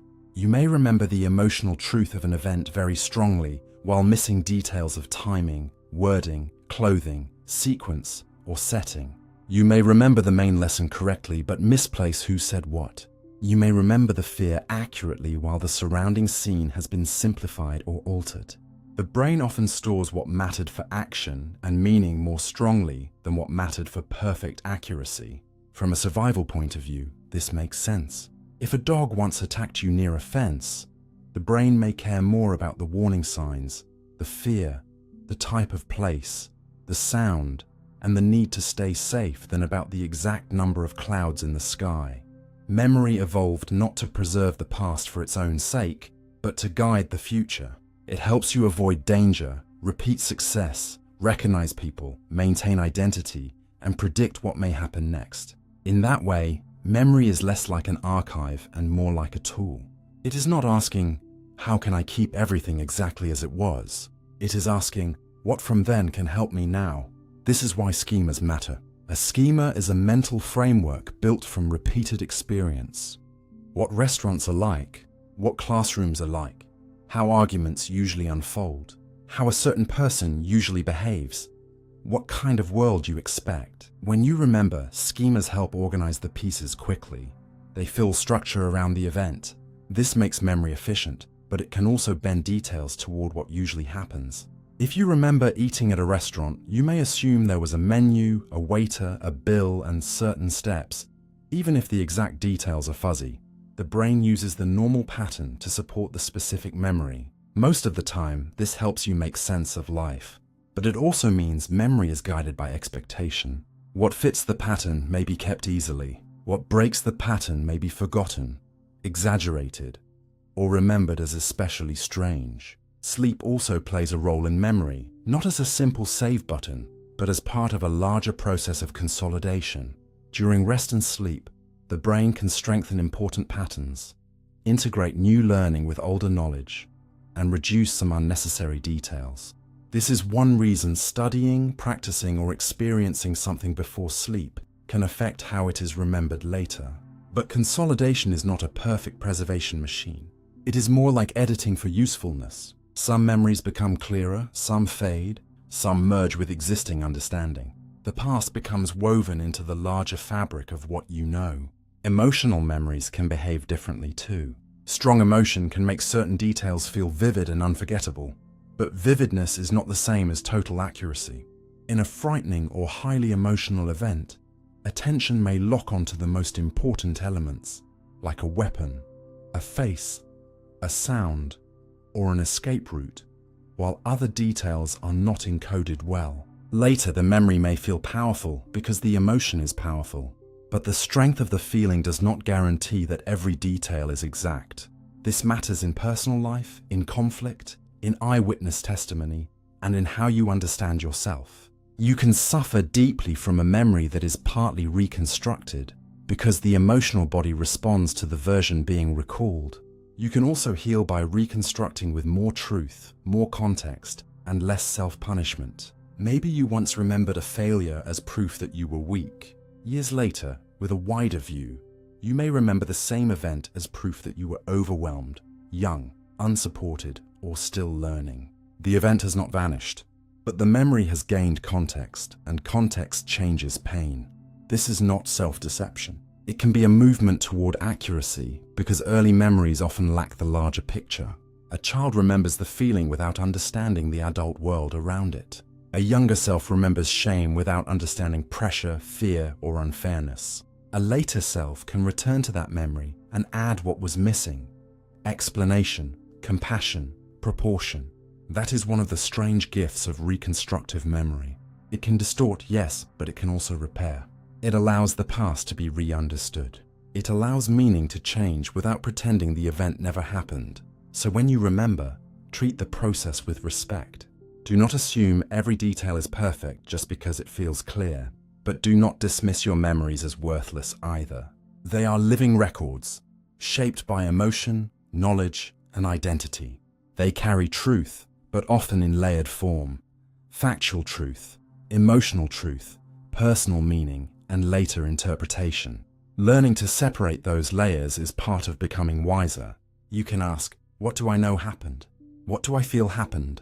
What have I added over time? What did this memory teach me? And is that lesson still fair? These questions do not erase the past. They help you meet it honestly. Because memory is reconstruction, not playback. You are not only a storage place for what life has done to you, you are also an interpreter of it. Each time the past returns, it arrives through the hands of the present mind. It may come carrying old fear, old warmth, old confusion, old love. But you can look at it again. You can notice its edges. You can give it context. You can let new understanding sit beside old pain. And perhaps that is why memory is so fragile and so powerful. It is never only about what happened back then. It is also about what your brain is building from it now, in this quiet moment, as you try to understand who you were, what you survived, what you lost, what you learned, and what kind of future the remembered past is still asking you to create. The self is a story your brain maintains. The you feel yourself to be is not a single object hidden somewhere in the brain. It is a story the brain keeps updating so you can wake up each day and still feel like the same person.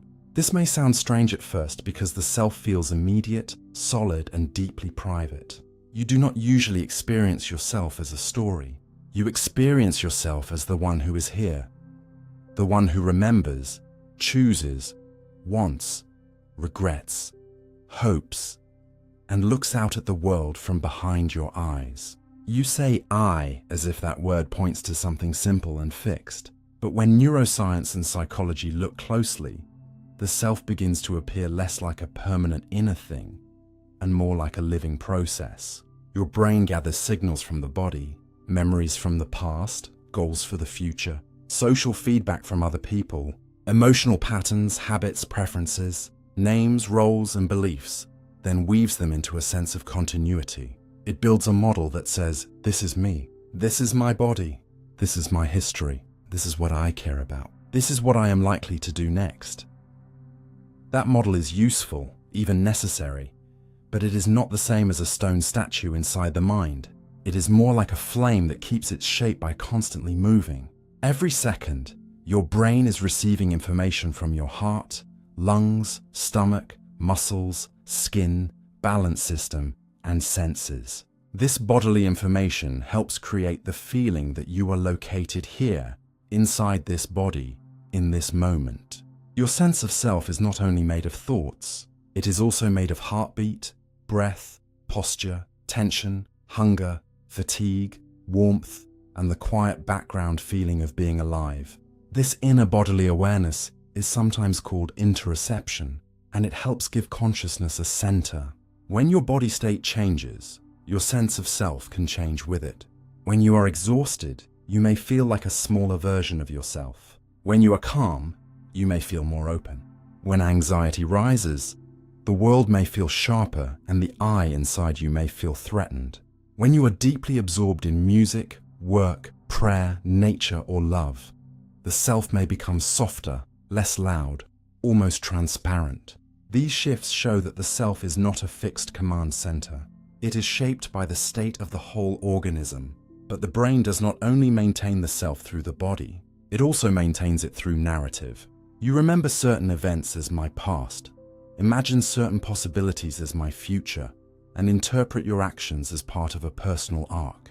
You may think, I have always been shy. I am the kind of person who keeps going. I ruin things. I am becoming stronger. Or, I am not who I used to be. These sentences are not just descriptions. They guide attention. They influence decisions. They tell the brain which evidence matters and which evidence can be ignored. A person who carries the story, I always fail, may treat one mistake as proof and 10 small successes as accidents. A person who carries the story, I can learn, may experience the same mistake as information. The story does not magically change reality, but it changes how reality is organized inside the mind. This is why identity can feel both protective and limiting. A stable self-story helps you move through life without having to rebuild yourself from nothing each morning. It lets you make promises, maintain relationships, recognize your values, and learn from experience. But if the story becomes too rigid, it can trap you. You may keep living as an old version of yourself because the brain prefers familiar identity over uncertain growth. You may reject evidence of change because it does not fit the character you believe you are. In this way, the self is not only remembered, it is defended. The brain works to preserve coherence. It wants your life to make sense, even if that sense is painful. That is why people sometimes cling to negative self-beliefs. Not because those beliefs are kind, but because they are familiar, and familiarity feels like stability. Social life adds another layer. You learn who you are partly through how others respond to you. Your name, your roles, your reputation, your family position, your culture, your language, your successes and failures in other people's eyes. All of these become woven into the self-story. A child is not born with a detailed identity. It is built through mirrors, caregivers, voices, rules, praise, shame, belonging, exclusion, comparison. Over time, you internalize some of those voices. Some become encouragement. Some become criticism. Some become expectations you never consciously chose. So when you say, "This is who I am," it is worth asking, which parts came from direct experience? Which parts came from survival? And which parts were handed to me by other people until they sounded like my own voice? The brain maintains the self partly by selecting continuity from change. Your body has changed since childhood. Your beliefs have changed. Your cells, habits, fears, dreams, and relationships have changed. Yet you still feel connected to the child you once were. That connection is not based on perfect sameness. It is based on a chain of remembered and embodied continuity. The brain links one chapter to another and calls the whole book me. But no single page contains the entire person. You are not exactly the child, the teenager, the hurt version, the proud version, the tired version, or the hopeful version. You are the ongoing pattern that connects them, revises them, and carries them forward. This is why the self can survive enormous change. People can move countries, lose relationships, recover from illness, change careers, abandon old beliefs, learn new languages, and still feel some thread of I running through the transformation. The thread is not unbreakable magic. It is a maintained pattern, a living narrative supported by memory, body, relationship, and attention. Even the brain's resting activity seems to participate in this. When you are not focused on an outside task, your mind often drifts towards self-related thoughts, remembering, imagining, evaluating, wondering what others think, planning, comparing, making meaning. Brain networks often associated with this inward, self-referential activity help create the sense that life is not just a series of moments, but a personal story. This can be beautiful. It allows reflection, morality, growth, and purpose.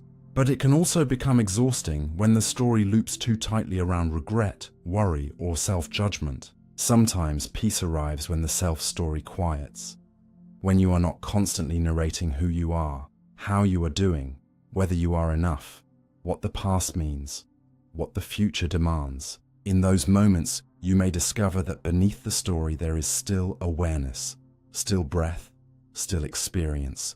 The story is powerful, but it is not all you are. This distinction matters. Saying the self is a story does not mean you are fake. A story can be real in its effects. Nations, families, promises, identities, and futures are all shaped by shared stories. The self-story is one of the most important stories your brain tells because it organizes your life into something you can inhabit. But because it is a story, it can be edited, not carelessly, not by denying facts, not by pretending pain never happened, but by adding context, updating old conclusions, questioning inherited labels, and allowing new evidence into the narrative. You are not free to become absolutely anything by thought alone, but you are often freer than your oldest story claims. If your brain has maintained a version of you built around fear, shame, or limitation, it can slowly learn a wider version. A version that includes what happened to you without reducing you to it. A version that remembers your mistakes without making them your whole identity. A version that allows contradiction. You can be afraid and brave, wounded and growing, uncertain and still moving, changed and still continuous. Perhaps the deepest truth is that the self is not a lie, but a living construction. It must be maintained, and because it must be maintained, it can be reshaped. Every choice you repeat, every relationship you trust, every boundary you set, every skill you practice, every truth you finally admit becomes new material for the brain's story of you. So when you feel trapped inside the sentence, "This is just who I am," pause gently. That sentence may be a memory of old patterns, not a law of nature. The self you know is real enough to matter, but flexible enough to grow.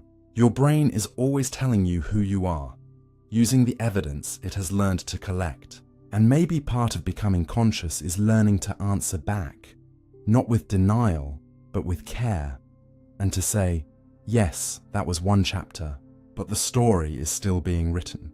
Split brain studies challenge the idea of one mind. A single skull can hold two streams of awareness that usually cooperate so smoothly you mistake them for one mind.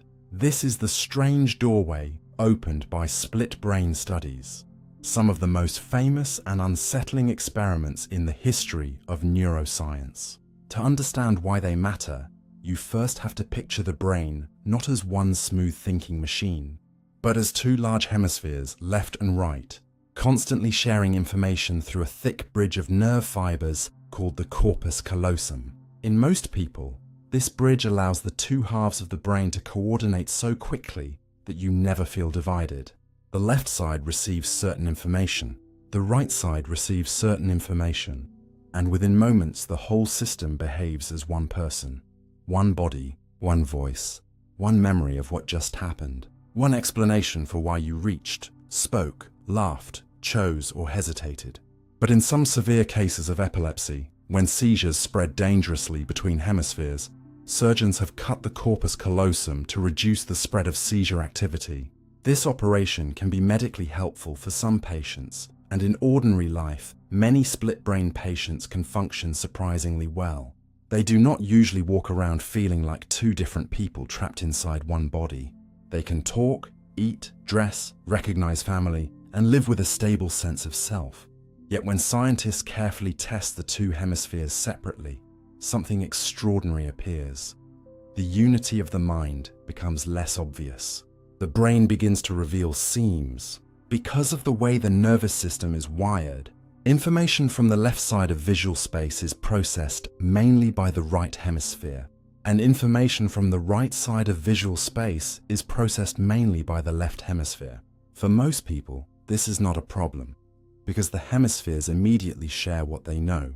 But in split-brain patients, if an image is flashed only to the left visual field, the information goes mainly to the right hemisphere and cannot easily cross into the language-dominant left hemisphere. Since language is usually controlled mostly by the left hemisphere, the person may say they saw nothing, and yet their left hand, which is controlled mainly by the right hemisphere, may be able to point to the object or pick it out by touch.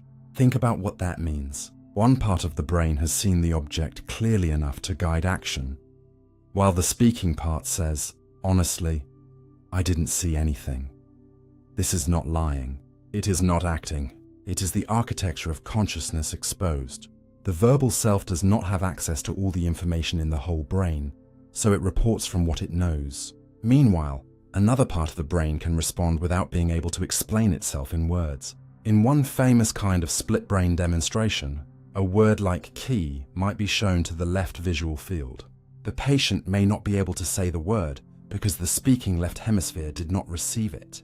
But with the left hand, the patient may reach into a bag and select a key. The hand knows what the mouth cannot say. In another type of experiment, different instructions can be sent to different hemispheres. The right hemisphere may be shown a command that leads the left hand to perform an action, and when the person is asked why they did it, the speaking left hemisphere may invent a reasonable explanation because it does not know the real cause. This tendency has sometimes been called the interpreter function of the left hemisphere. It shows that the speaking mind often prefers a coherent story over an admission of ignorance. It sees the body act, then tries to explain the action from the information it has. And if the true reason is hidden from it, it may still create a story that feels sensible. This should make you pause, because split-brain research is not only about rare patients in laboratories. It reveals something broader about all of us. Your conscious explanations may not always be the origin of your actions. Sometimes the brain acts first, and the narrative self explains afterward. In a normal connected brain, the hemispheres communicate so well that the story is usually more integrated. But the basic lesson remains. The mind is not a single all-knowing observer sitting above the brain. It is a collaboration of many systems: language, perception, emotion, movement, attention, memory, body regulation, social reasoning, and more. These systems normally work together so tightly that you feel like one simple I. But split brain studies show that unity is an achievement, not a guarantee. The sense of one mind is something the brain constructs by sharing information, coordinating action, and building a continuous story. When the bridge is cut, the construction can partly separate. One hemisphere may know something the other does not. One hand may respond to a signal the speaking voice cannot report. One side of the brain may guide behavior without entering the other side's explanation. This does not mean split-brain patients literally become two complete people in the dramatic fictional sense.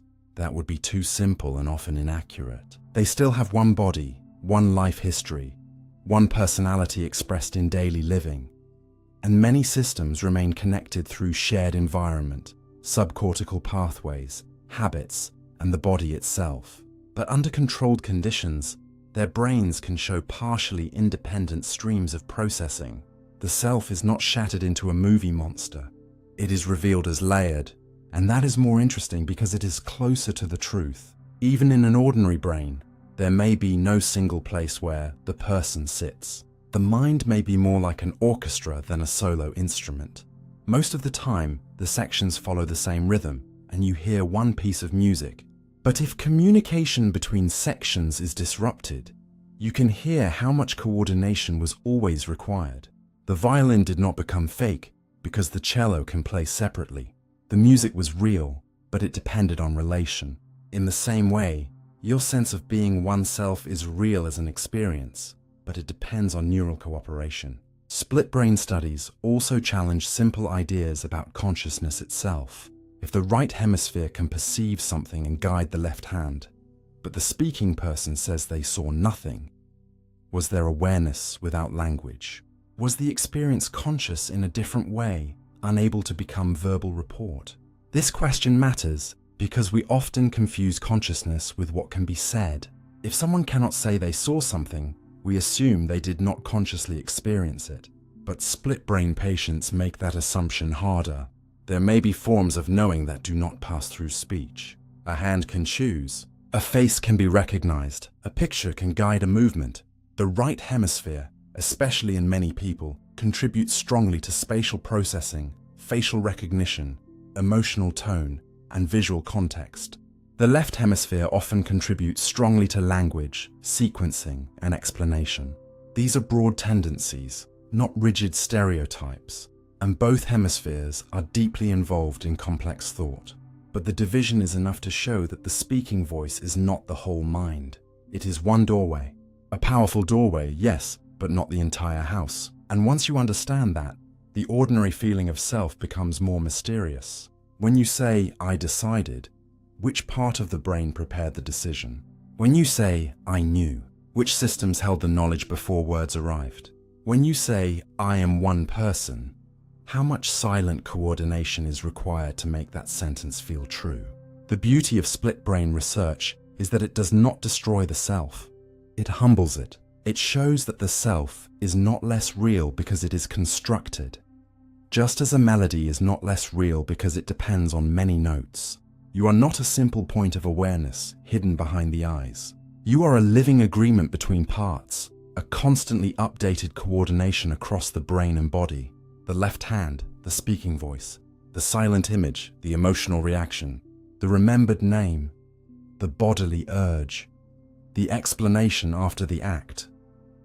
All of these participate in what you call me. Most days, the agreement is so smooth that you never notice the negotiation. Split brain studies make the negotiation visible. They reveal that consciousness can be divided by anatomy, that language can report only what it can access, that action can arise from knowledge the verbal self does not possess, and that the brain may create explanations to preserve the feeling of unity. So the next time your mind feels perfectly single, perfectly transparent, perfectly in control, let a small humility enter. The unity you feel is precious, but it is not simple. It is maintained by bridges inside you, by communication you never hear, by cooperation beneath thought. A split-brain patient reaching correctly for what they cannot name is not just a scientific curiosity. It is a mirror held up to the hidden structure of every human mind. It reminds you that the I is not one lonely ruler, but a conversation so intimate it usually sounds like silence. And perhaps being conscious means not that you are indivisible, but that your many inner systems have learned most of the time to sing as one. Déjà vu is a memory system glitch. Déjà vu feels like a secret message from time, but it may be your memory system briefly mislabeling the present as the past. You are standing in a room you know you have never entered, or hearing a sentence you know has never been spoken to you before, and suddenly a strange certainty moves through the body. This has happened already. Not just this is familiar, but something sharper, more impossible. I have been here. I have seen this.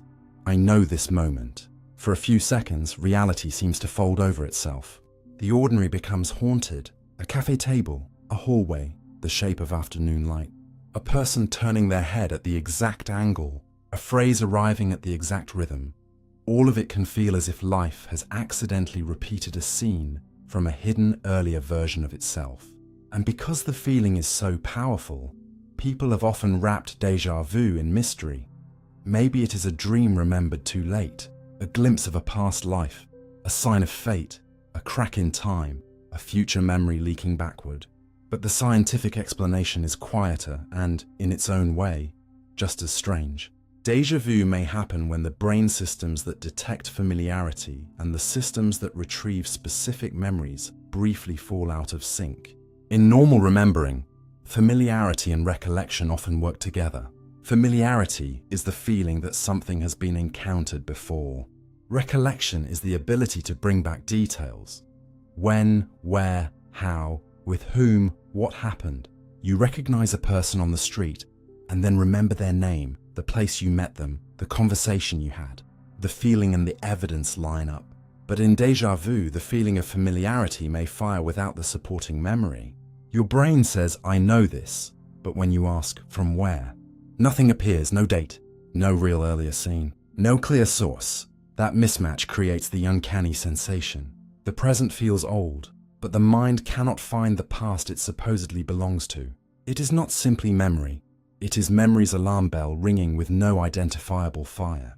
One important clue comes from the temporal lobe, especially areas involved in memory and recognition, including the hippocampus and nearby regions. People with certain forms of temporal lobe epilepsy can experience intense déjà vu as part of seizure activity, sometimes before a seizure fully develops. This does not mean ordinary déjà vu is a seizure in most people, and it should not be treated that way when it happens briefly and rarely. But it does show that when memory-related brain circuits are activated in unusual ways, a powerful feeling of familiarity can arise without a real matching memory. In everyday déjà vu, the disturbance is usually much milder, momentary, and harmless. It may be a tiny timing error in the recognition system, a brief false signal of familiarity, or a conflict between different memory processes. Think of it like a library scanner that accidentally marks a brand new book as already checked out. The book is new to the shelf, but the system gives it the stamp of return. Your conscious mind then stands there holding two incompatible truths.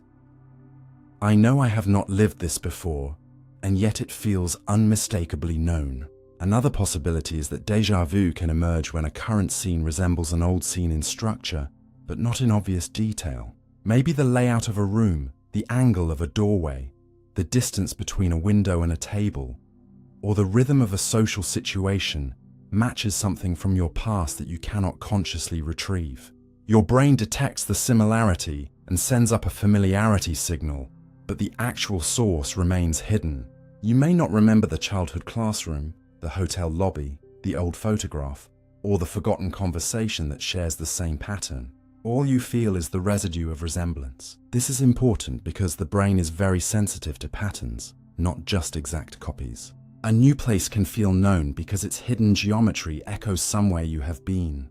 A stranger's face can feel familiar because it carries the arrangement of another face. A moment can feel repeated because its emotional shape resembles an older one.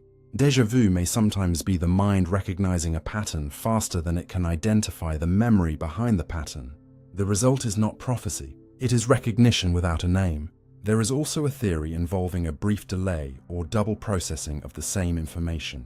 If one part of the brain processes a scene a fraction of a moment before another part, the second processing may be experienced as a strange repetition, as if the scene has already happened. The difference would be tiny, far below ordinary awareness, but consciousness might interpret the second arrival as familiarity. This idea is not the only explanation, and déjà vu probably does not have one single cause in every case, but it captures something essential. The feeling of already can be created by the brain's timing and labeling systems, not by an actual earlier event. Your mind is constantly deciding whether something is new, familiar, important, safe, expected, or strange. Most of the time, those labels are applied so smoothly that you never notice them. Déjà vu is what happens when one of those labels seems to attach to the wrong moment. The present is stamped with the emotional texture of the past. And because the label comes with confidence, it feels meaningful. But confidence, as you have already learned in other ways, is not always proof. A strong familiarity signal can feel like evidence even when the evidence is only internal. What makes déjà vu so fascinating is that people often recognize the contradiction while it is happening. You do not usually fully believe you have literally repeated time. Instead, you feel the impossible while knowing it is impossible. That split creates the eerie flavor of the experience. Part of the brain insists, "This is old." Another part replies, "No, it is new." You are caught between two interpretations, and for a few seconds the world feels double exposed. This may be why déjà vu is most common in younger people and often becomes less frequent with age. Younger brains may be more active in novelty, recognition, and memory comparison. though the exact reasons are still studied. It can also be more likely when people are tired, stressed, traveling, overstimulated, or in unfamiliar environments filled with scenes that must be processed quickly. Fatigue and stress can make the brain's timing and monitoring less precise, and unfamiliar places provide many opportunities for partial resemblance. The mind is asking again and again, have I seen this? Does this matter? Where does this belong? Sometimes the answer glitches, and yet déjà vu is not usually something to fear. For most people, brief déjà vu is a normal experience, a small ripple in the memory system. It becomes more medically important if it is frequent, intense, accompanied by confusion, loss of awareness, strange smells or sensations, involuntary movements, or other seizure-like symptoms. But the occasional flash of, I have been here before, is usually not a warning that reality is breaking. It is a reminder that your feeling of the present depends on delicate memory machinery working in the background. Every moment, the brain is not only perceiving what is happening, it is also checking whether it belongs to your past. It compares, labels, sorts, and connects. It gives some scenes the softness of familiarity and others the brightness of novelty. Déjà vu appears when that sorting process briefly misfires, and a new moment receives the emotional passport of an old one. There is something almost poetic in that because it shows how much of your life is shaped not only by what happens, but by how the brain places it in time. A moment can feel new, old, safe, threatening, intimate, distant, meaningful, or empty, depending on the labels memory attaches to it. Déjà vu is the label, already lived, placed on a moment that is still unfolding. It is a false echo, but an echo that teaches. It shows that memory is not only a storehouse of the past, it is a living system that helps define the present. Without memory, the world would be endlessly new and impossible to navigate. With memory, the world gains context, but sometimes context slips onto the wrong scene. So, when déjà vu comes, instead of treating it as proof that time has folded, you can treat it as a small opening into how your mind builds continuity. The feeling may be strange, even beautiful, but it does not need to become supernatural to be profound. A few neurons, a timing mismatch, a pattern resemblance, a misplaced familiarity signal. These are enough to make the present feel ancient, enough to make an ordinary room shimmer with the sense of return, enough to remind you that the brain is always quietly deciding whether this moment belongs to now or then. And maybe that is why déjà vu stays with us after it fades. For a breath, it lets you feel the hidden machinery of memory at work. It lets you sense that your life is not experienced as raw time, but as time interpreted, labeled, and woven into a story. The moment passes, the room becomes ordinary again, and the impossible feeling loosens its grip. But something remains. The knowledge that even the simple feeling of this is happening for the first time is something your brain has to create correctly. And when it does not, the present can briefly wear the mask of the past, and you are left standing in your own life, wondering how something brand new could feel so mysteriously remembered. Consciousness has no single agreed explanation. The strangest thing about consciousness is that it is the one fact you can never step outside of. Yet science still cannot fully explain why it exists.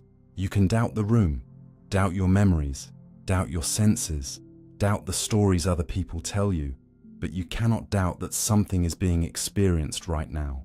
There is something it is like to hear a voice, to feel warmth on your skin, to notice a thought appear, to be lonely, to be curious, to look at the sky and feel small beneath it. This something it is like quality is consciousness, and it sits at the center of human life so quietly that most of the time you do not question it. You simply wake up inside experience. The world is there, the body is there, the inner voice is there, the sense of being a person is there, and it all feels obvious until you ask the most difficult question of all. How does physical activity in the brain become subjective experience? Neurons send signals, chemicals move, networks coordinate, blood flow changes, electrical rhythms rise and fall. But why should any of that feel like anything from the inside? Why should the color blue have a quality? Why should pain hurt rather than simply register as information? Why should a brain not process everything in darkness like a machine without an inner world at all? This is why consciousness remains one of the deepest unsolved problems in science and philosophy. Not because scientists know nothing about it, but because what they know has not yet become one single accepted explanation. We have clues, strong clues, but no final map. We know that consciousness depends heavily on the brain. Damage to certain brain regions can change awareness, personality, memory, attention, emotion, and the sense of self. Anesthesia can dim experience until the world disappears. Sleep can change consciousness into dreams or silence. Brain injury can produce coma, vegetative states, or minimally conscious states, where the boundary between presence and absence becomes painfully difficult to define. Stimulation of the brain can evoke sensations, movements, emotions, or memories. Changes in brain chemistry can alter perception and selfhood. All of this tells us that consciousness is not floating separately from biology in any simple way. It is deeply tied to the nervous system. And yet tying consciousness to the brain is not the same as explaining it completely. It is one thing to say which brain processes accompany experience. It is another to explain why those processes generate experience at all. This gap is sometimes called the hard problem of consciousness. The easy problems, though they are not actually easy, involve explaining attention, memory, wakefulness, report, decision-making, sensory processing, and behavior. The hard problem asks why any of that is accompanied by inner feeling. A camera can detect light without seeing in the human sense. A thermostat can respond to temperature without feeling warmth. A computer can classify faces without having the experience of recognition. So what makes a brain different? One major idea is called global workspace theory. It suggests that information becomes conscious when it is made widely available across the brain, like a message placed on a central stage where many systems can access it. Memory, language, planning, emotion, action. In this view, unconscious processing is like activity happening backstage, while conscious awareness is what gets broadcast broadly enough to guide flexible behavior. This helps explain why you can process many things without noticing them, but only a smaller amount becomes part of your reportable experience. Another theory, integrated information theory, begins from a different angle. It asks what kind of system could have experience and proposes that consciousness is linked to how much information is integrated within a system, how much the whole is more than separate parts. This theory tries to explain consciousness as something related to the structure of cause and effect inside a system, not merely whether it behaves intelligently. It is ambitious, controversial, and difficult to test in full, but it has influenced serious debate. Other theories focus on higher-order thought, suggesting that a mental state becomes conscious when the brain has a representation of itself being in that state. In simpler words, you are not only seeing, some part of the mind knows that you are seeing.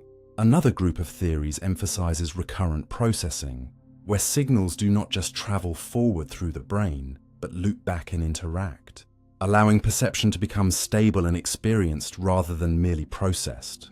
Predictive approaches suggest that consciousness may arise from the brain's ongoing attempt to model the world and the body, reducing uncertainty through layers of expectation and correction. Each theory explains something important. None has convinced everyone, and perhaps that is because consciousness may not be one single thing. It may be a cluster of related processes: wakefulness, attention, self-awareness, sensory experience, emotional feeling, body awareness, memory, and the ability to report what is happening.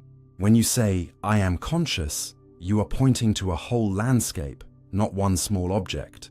A person can be awake but not fully aware. A person can attend to something without being deeply self-aware.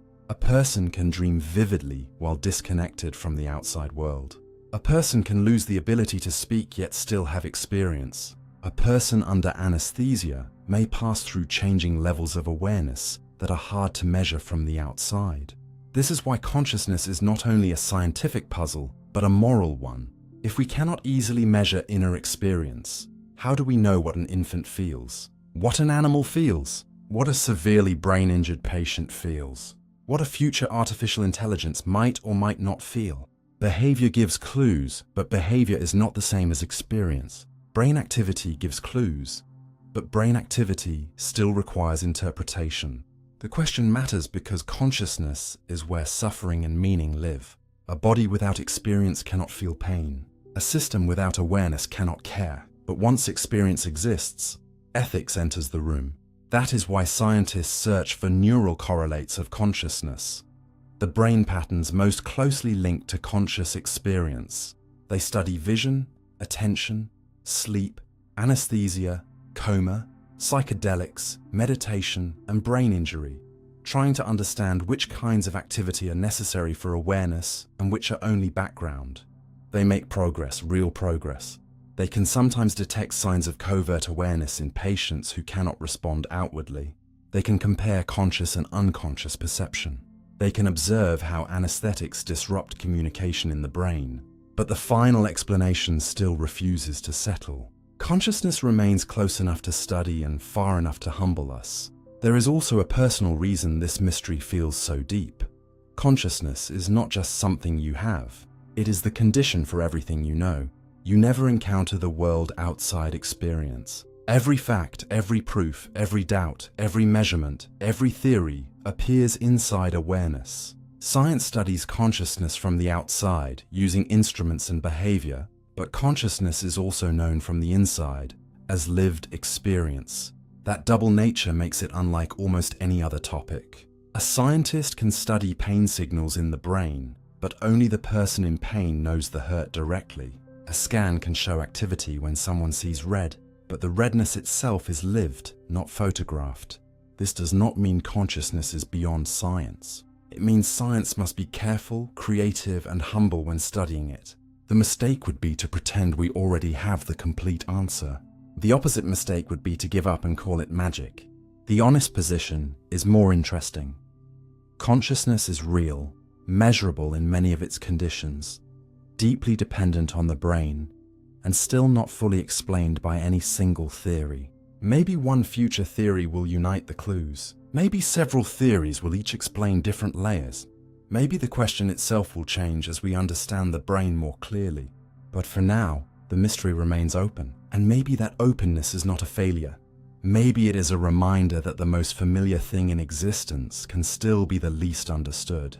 You are conscious right now. Not as an abstract idea, but as a living fact. The words are appearing. Meaning is forming. Attention is moving. A private world is glowing behind your eyes. Science can describe more and more of the machinery that supports that glow. But the glow itself still asks its quiet question. Why is there anything it feels like to be you? Until that question has one agreed answer, consciousness will remain both the starting point of every discovery and the mystery discovery has not yet solved. Your reality is a controlled interpretation. Reality does not enter you as truth. It is filtered, weighted, corrected, simplified, and carefully controlled until it becomes a world you can live inside. This is the quiet conclusion hiding beneath everything your brain does. You do not experience the universe as a raw flood of energy, pressure, vibration, chemistry, motion, and uncertainty. You experience a managed version of it, a version shaped by the needs of a living body that must survive, choose, remember, speak, love, avoid danger, and make meaning before it has all the facts. Your brain is not trying to show you everything. It is trying to show you what matters, or at least what it believes matters. It takes signals from the eyes, ears, skin, muscles, organs, and memory, then turns them into a coherent scene, a room, a voice, a body, a person, a threat, a chance, a mistake, a future. And because this happens so quickly, so invisibly, and so consistently, you call the result reality. But what you are really living inside is a controlled interpretation. Controlled does not mean fake. It does not mean the outside world does not exist. It means your access to the outside world is always guided by a nervous system with limits, priorities, predictions, and protective habits. The brain must decide what to sharpen and what to blur, what to treat as important and what to ignore. What belongs to the present and what belongs to memory? What feels safe and what feels dangerous? What is part of your body and what is not? What is meaningful and what is noise? Every moment of awareness is the answer to thousands of silent questions. Where am I? What is happening? Is this familiar? Is this dangerous? Can I act? Have I seen this before? What does this sensation mean? What will happen next? The answer arrives not as a report, but as experience. You do not hear the brain asking. You simply feel the world becoming obvious. That is the genius of the system and also its vulnerability. Because once the interpretation feels obvious, you may forget that it is an interpretation at all. You may confuse the brain's best guess with final truth. A face may look unfriendly because your mind is carrying old fear. A silence may feel like rejection because your nervous system has learned to expect distance. A familiar place may feel unreal when stress loosens emotional connection. A memory may feel certain because it has been repeated, not because every detail is exact. A symptom may grow louder because expectation has turned attention toward it. A choice may feel deliberate, even though habit prepared it before thought arrived. Again and again, the brain gives you not the world alone, but the world plus its interpretation of what the world means for you.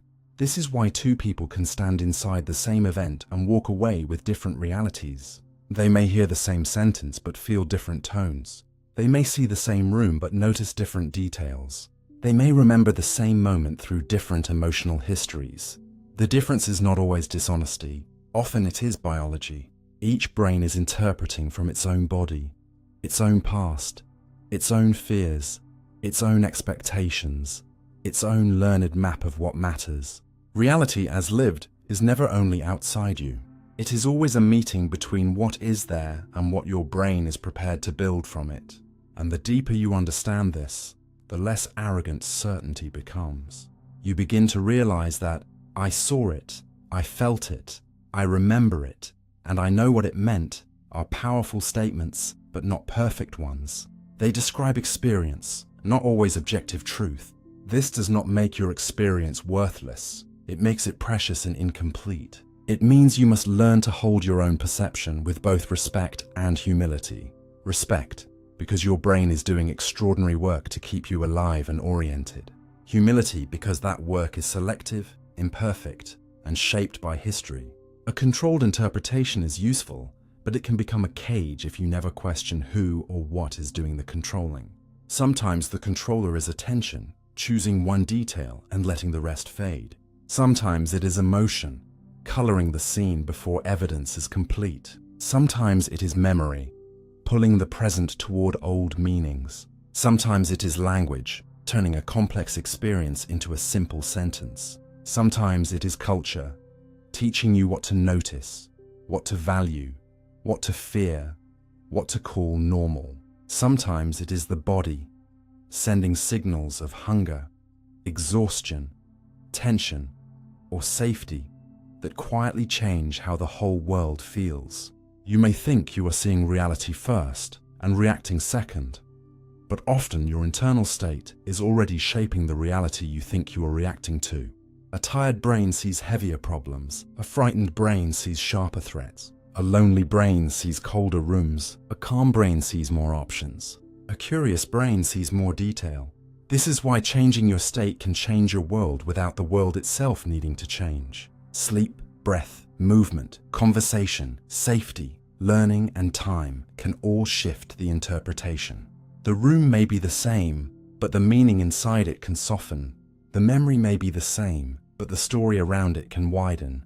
The fear may still speak, but it no longer has to be the only voice. This is one of the most hopeful parts of the human mind. Because reality is interpreted, your relationship to reality can be trained. Not by pretending pain is joy, not by forcing positivity over real suffering, not by denying facts, but by learning to notice the interpretive layer between signal and belief. When you pause and ask, what else could this mean? You are not escaping reality. You are becoming more precise with it. When you ask, is my brain protecting me from now or from something old? You are not weakening yourself. You are giving the nervous system a chance to update. When you ask, what evidence do I have? You are not betraying your feelings. You are helping them find their proper place. Feelings are real as experiences, but they are not always accurate as maps. Thoughts are real as events in the mind, but they are not always true as descriptions of the world. Perception is real as the way life appears to you, but it is not the whole of what exists. This distinction can save you from many prisons. It can soften anger before it becomes cruelty. It can loosen shame before it becomes identity. It can interrupt fear before it becomes prophecy. It can make space between what happened and what your brain immediately decided it meant. And inside that space, consciousness becomes more than a passenger. It becomes a participant in interpretation. You cannot control every first reaction. You cannot choose every sensation, every memory, every automatic prediction, every flicker of doubt or alarm. But you can learn to notice the construction. You can learn to recognize when the brain has narrowed too much, filled in too quickly, defended an old story too strongly, or mistaken familiarity for truth. You can learn to live not as someone trapped inside perception, but as someone gently studying perception from within. That may be the beginning of wisdom. Not seeing through all illusion completely, because no human can do that, but knowing that the lens exists. The world you experience is not a lie. It is a living translation. It is the brain's controlled interpretation of a reality too vast to enter you raw. It gives you color from wavelengths, sound from pressure, solidity from forces, selfhood from continuity, meaning from memory, danger from prediction, and presence from countless hidden processes working together. It reduces infinity into a human-sized world, and within that world, your life becomes possible. So the final question is not simply, is my reality real? A better question is, how is my reality being interpreted? And can I become more awake to the interpretation? Because once you understand that your reality is controlled, you do not have to surrender to every control blindly. You can begin to bring attention, compassion, curiosity, and correction into the system. You can let the brain protect you without letting it imprison you. You can let perception guide you without mistaking it for absolute truth. You can live inside the brain's version of the world, while remembering that the version is still being made, still being updated, still open to learning. And maybe that is the softest and deepest truth of all. You never hold reality untouched, but you can meet it more honestly. You can stand inside the interpretation and still ask for clarity. You can feel the world your brain creates and still wonder what lies beyond its edges. You can be human, limited, filtered, unfinished, and still become more awake within the dreamlike precision of being alive.